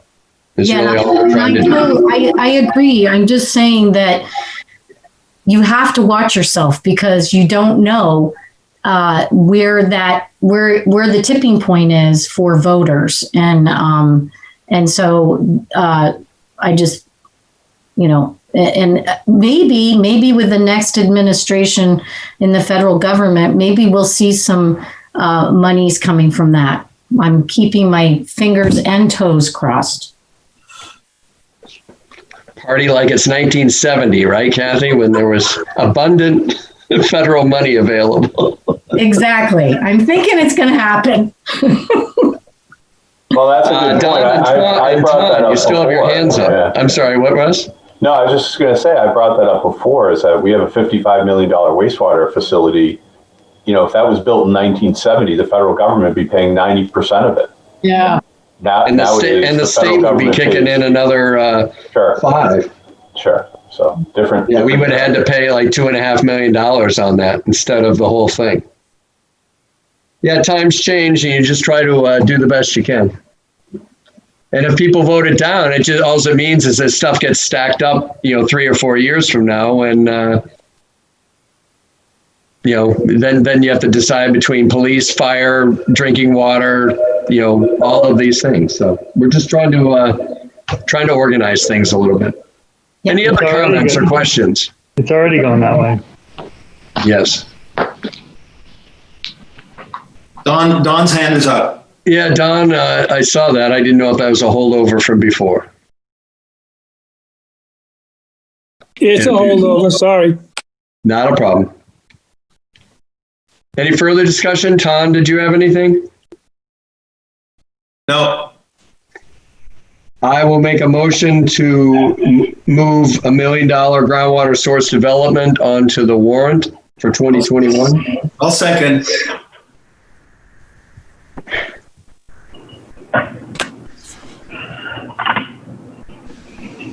Judy, how do you vote on this motion? Aye. Amy? Aye. Corey? Aye. Tom? Aye. Nancy? Aye. Kathy? Aye. Chris Sigmont? Aye. Kaylee? Aye. Anna? Aye. Don Clement? No. Liz? Aye. And Christine? Aye. And I vote aye. Thank you. Okay, on to sewer. The financials are depicted on page 83. The first one will do the low-hanging fruit. Salem Street, the revised numbers from Jen, $1.59 million for the sewer portion of this project. About $150,000 a year for a 15-year note is what's forecast. Same discussion as before. Did someone have a question or a comment? No, it's Chris Suter. I was just going to make a motion to approve it. Well, I will take that motion. I'll second it. Kathy. Thank you. Judy, how do you vote on the motion? Aye. Amy? Aye. Corey? Aye. Tom? Aye. Did I say aye? Yeah, you did. I'm clicking too many wrong buttons. Nancy. Aye. Kathy. Aye. Chris Sigmund. Aye. Kaylee. Aye. Anna. Aye. Don Clement. Yes. Liz. Aye. Christine. Aye. And I vote aye. So I think the last item of the night is the lagoon sludge removal out at the older portion of the wastewater plant on Newfields Road. Just for a little bit of background, the engineers who did the value assessment, value engineering 5 or 6 years ago decided that we could keep the cost of the plant less if we kicked the lagoon removal down the road, which we did. So instead of a $60 million project or so, it was a $55 or $53 million project. So now we have a $2.6 million requirement, somewhat, to remove the sludge from those lagoons and dispense with them. And in the CIP, it's split up over 2 years, but in talking with Russ, with rates the way they are and everything, the thought was that we would just take a bond now and then we'll chip away at it. If it takes 2 years to do it, then that's fine, but there's no sense in splitting it up twice. We have to do it, sort of. So I had asked Jen to look into what options we might have as far as deferring this or possibly closing it in place or doing something else. I don't know if you've been able to find anything out on short notice or not, but it would be nice to see if we had any options. So we have done a little more investigative work. We don't really have the option to keep this material on site forever. We do need to get rid of it, but Matt Berube, our water sewer manager, who's been quietly sitting by, has been very much involved with this, and I'd invite him to participate in the conversation too. We feel that we should be moving forward with at least the disposal of the material that is already been removed from the lagoon and is being dewatered in the geotubes. And actually, Russ, if you wouldn't mind letting me share my screen for 1 second. Oops, hold on. All you, ready to go. Things change quickly here. All right.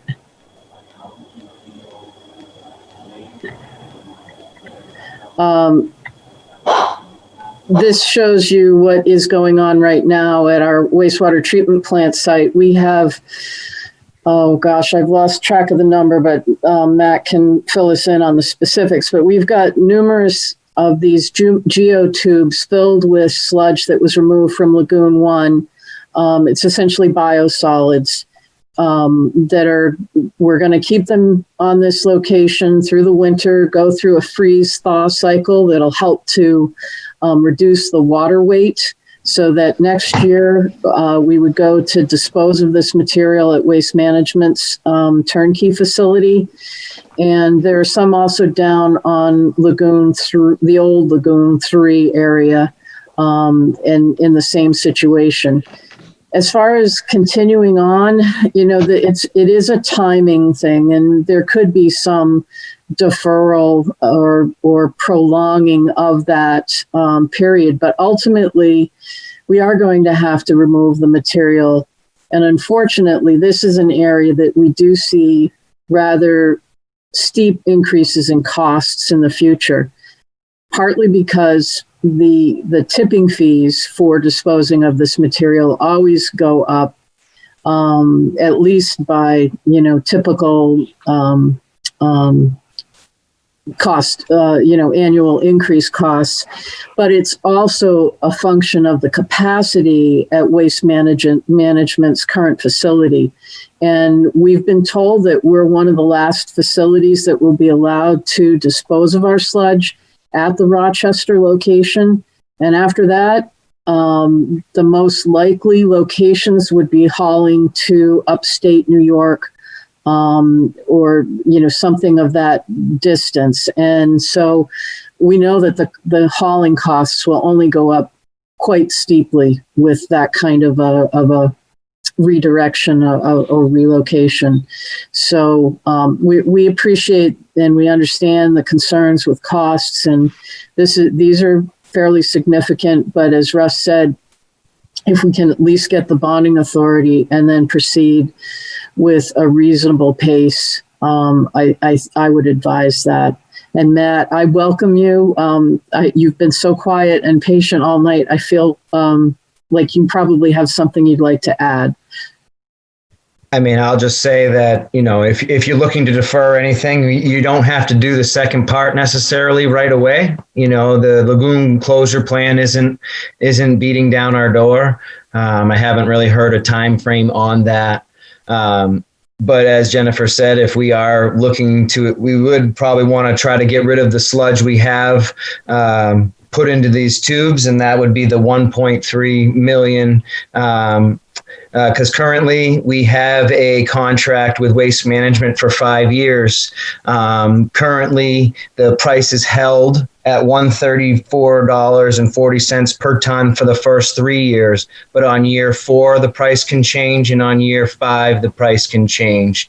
So there's another already escalation in cost that will come. We've only been a year into our program now, but if we start hauling away next year, we're already on year 2. And hopefully we'd be able to get rid of it. So if we are looking for some kind of relief in this, we do not have to continue with trying to remove the rest of the sludge in Lagoon 2 and 1. We can kind of take a break if we want, and then that would save this 1.3 million. Thank you, Matt and Jen. That's good. Russ, how does that fit in with your thinking? I mean, with interest rates the way they are, is it still worth maybe getting the bond, and then if we don't use it, we don't use it? So that's exactly right. If we go out and get the borrowing authorization, whatever we use, right? And we would obviously look at it very closely, and then we could always just not use what we don't use, and we can turn that back as far as, if we end up saving on the back end. But with interest rates the way they are right now, I mean, it's the old adage, they can't last forever. They can't be this low forever. And municipal money with a decent bond rating like we have, we can borrow 10, 15 years at basically 1%, 1.3% interest. So I don't know if we'll ever see these rates like this again. Don? Yes, question. So this is basically we're looking at $2.6 million to remove the sludge and truck it off site from the lagoons. Correct. Does this end our work in the lagoons? Are they completely decommissioned, or are we looking at other costs down the road to do something else to those lagoons? So we still would have the lagoon structures themselves, the dams, because they are classified as dams. This would not be dealing with repurposing those facilities if we so chose to. I've heard suggestions of recreational fields, of solar fields. It doesn't deal with that. So at some point, the town will want to consider what the ultimate use of that part of the property is. Some of it is committed to flow equalization of stormwater flows, but not all of them. I believe it's Lagoon 3 that is flow equalization, or is it 1, Matt? It's 3 is the flow equalization. We can move the water around to all of them, but obviously if they start to get decommissioned, 3 would be the primary equalization pond. But as far as our DES or EPA obligations to closing the lagoons, when we get rid of the sludge, we're done. Yes. Yes. Thank you. Tom? Yeah, to follow on with that, thank you, Don. So to just reiterate, the 2.6 million, if that were to happen, removes all the sludge that is required to be removed, but would we still be left with lagoons filled with liquid, with water? Yeah, if we were going to redevelop them, we'd have to fill it with something. Right. That's kind of what I'm now visualizing. Is that correct, Jennifer? That's correct. Another point that I've heard discussed is leaving them as wildlife ponds. But one of the things that we have to consider is if they're going to continue to retain water, we have to make sure that there's, adequate flood protection, that we're not overtopping dams. All of those types of considerations still would apply as long as there's an embankment. And as they fill with water again, are there going to be other? You just said it. There are other regulatory concerns. Then are there maintenance concerns and other concerns then that are going to be coming at us down the road? As they fill with water, we have to move that water through the plant and treat it. So we have to maintain a certain level. That's why all the ponds are connected to us now, that we have to we'll have to maintain heights in the water levels in those ponds. It has to be treated before it goes in. It can't just flow into the river once we've cleaned up the lagoons. It's not the way it's set up. We don't have a direct outfall from those lagoons. It would have to come through the plant. Yeah. Okay. Hey, Jen, we have monitoring wells out there, I'm assuming, all around the final berm area. Have those ever indicated that there was any kind of seepage in it or anything through those embankments?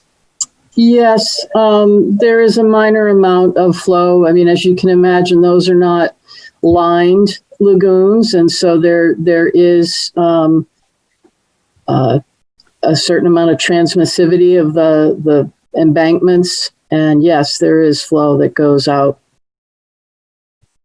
So that would sort of obviate the ability to close them in place because they're continuing to seep into the river. Yeah, we test the groundwater each year, and we have to give the report to the state. And now that the PFAS levels have been reduced, those groundwater monitors need to meet that level. So probably more to come on that. So unfortunately, the regulations keep ratcheting down, Bob. Yes, they do. Well aware of that, unfortunately. So,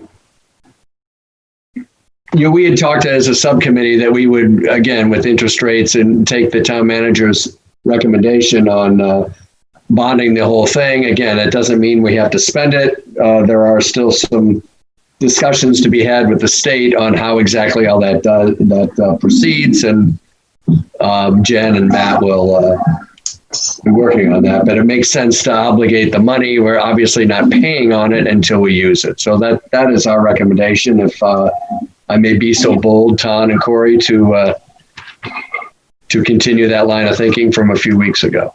Yes, I agree, and I'd like to make the motion. I'll second. Thank you. So the motion is to bond or to put $2.6 million onto the warrant for the wastewater treatment plant lagoon sludge removal. Judy, how do you vote? Aye. Ton? Chris Sigmont? Aye. Corey? Aye. Nancy? Aye. Anna? Aye. Amy? Aye. Kathy? Aye. Don? Yes. Liz? Aye. Christine? Aye. And I vote aye. I vote aye too, Kaylee. Kaylee, oh, geez, I'm sorry. I saw your face there and I forgot to ask your face. No problem. Sorry about that. Thank you for unmuting yourself. So that is what we have for CIP. Thank you, everyone, and all the subcommittee efforts that everyone put in. This was a difficult year, as last year was as well, and the next few are forecast to be. Hey, Bob, Jennifer has her hand up. Who does? Jennifer has her hand up right now. Right now, Jen, Yes. Go ahead. I just wanted to bring the committee's awareness to a particular issue, and this is not uncommon with the challenges that we're faced with. And I'll share my screen again. Siphons. Yes. How did you know? I walk around town a lot. So I think some of you may be aware that last year you did approve, the budget recommendations did put forward $1.6 million towards the Squamscott River sewer siphons. These are 2 8-inch siphons that are underneath the river that run from the JD Hill area and the Webster pump station from the vicinity of Clemson Pond across the river to the main pump station. And we've been assessing those. We had anticipated installing a 3rd siphon to be able to increase the capacity, because we're under capacity right now. We don't have adequate capacity. And with all the growth of Portsmouth Avenue, the hospital wanting to redirect flow, increasing development on Holland Way, there are a lot of challenges with providing enough capacity. And the first task in conducting this work was to assess the conditions of the existing siphons. And we've been working with Wright Pierce Engineers as the design engineers, and they retained Ted Berry Company to do a cleaning and CCTV inspection of those 2 8-inch lines. And we've found that there has been significant corrosion. These are old vintage 1960s ductile iron pipes that are in a marine environment.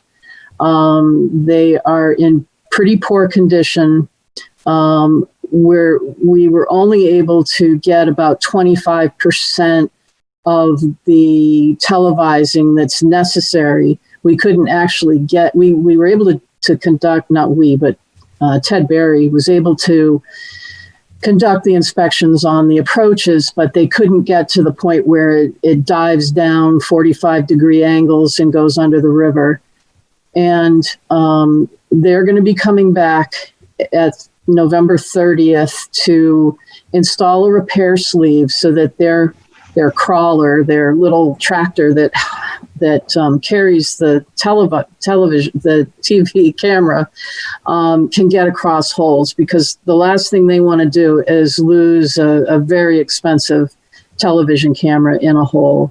So I just wanted to bring this to your attention. I don't have any specific numbers other than we are having to amend the engineering agreement to allow for 2 additional days of work out there. But if this does prove to be in poor enough condition that we can't reline the existing 8-inch sewers, we could be talking about having to install more siphons than just the one a new 3rd siphon that we were talking about. I don't have any better information for you at this time, but I did want you at least to be aware of it, and this may be coming up in the months to come. Excellent. Our work here, is not done. Jennifer, if I may, is this? I mean, clearly these holes are big enough to run an expensive camera down into the drink. So that's not good news right there. But is this a problem that's serious enough that it's going to end up requiring significant funding on short notice, i.e., special meetings and things of that sort, or what? Well, we are hoping that we're able to get enough information to be able to make a recommendation in time for a warrant. We have notified New Hampshire DES, as we always do with any kind of insufficiency. They are aware, and they just ask that we continue to keep them informed. It is not the same as, say, Hampton with a force main that runs across the marsh that was in failure mode. This is, this is gravity flow. It is, there's more of a concern with infiltration.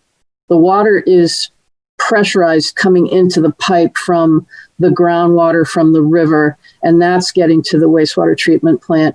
But I'm sure there are circumstances where some of this sewer is getting into the river. I don't want to pretend that that can't happen, but again, we're trying to get to the bottom of it and come back with recommendations. Yeah, I'm not surprised. 1960, I'm not surprised. Before we close, I was wondering if possibly Nico, you could weigh in on what you foresaw as the schedule over the next couple of months with the board. And I'm assuming that you would want, myself and or maybe some or many of us sort of there to answer questions by the board, and just what you were thinking about for a schedule. Sure. Thank you, Mr. Chair. First and foremost, you all know that the BRC is a committee that is very dear to my heart. And I want to thank all of you for your commitment and dedication this year.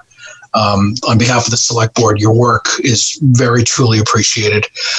But to answer your question, Mr. Chair, we have select board meetings scheduled for December 7th and the 21st, I believe. Is that correct, Mr. Dean? Yes, it is. So ideally, Mr. Chair, if you could have your, report and recommendations ready for us December 7th, that would be ideal. Is that doable? Okay. Yes, it is. And we would welcome each and every one of you to be a participant in that meeting. For anybody that wants to appear and weigh in for questions, typically the chair, Mr. Kelly, would give a report, but obviously we'd love all of you to be there if your schedule permits. The date again, please. December 7th. Thank you. And then from there, Mr. Chair, I'm sure we'll chew on the budget, for a few more meetings, and then we'll have our public budget hearing in January. January, right. Okay, great. Yeah, I just wanted to see what you were thinking about for December. So last year, I put together just a sort of a short bulletized report on the highlights. Is that sufficient, you think? That would be perfect. And then we'll have you there as a participant. I'm sure we'll all have lots of questions for you. Yeah, hopefully it'll be better than the last select board meeting that I was in on a Zoom call, which was one of the first that we did. That one didn't go so well. We've come a long way since then. Yes, we have. Mr. Glowacki is right on point. So again, I want to thank everyone on the BRC for all your help over the last few months. This will continue. I may be reaching out by email for some input, depending on what Jen and some others come up with on some things, maybe some questions. But again, thank you for all your good work, and we'll be in touch. And thank you for being with us. 3.5 hours, not as bad as I feared. And thank you for your leadership, Mr. Chair. Absolutely. Thank you, Mr. Chair. Thanks, everyone. See you later, everyone. Good night, all. Thank you. Night. Good work. Happy Thanksgiving. Happy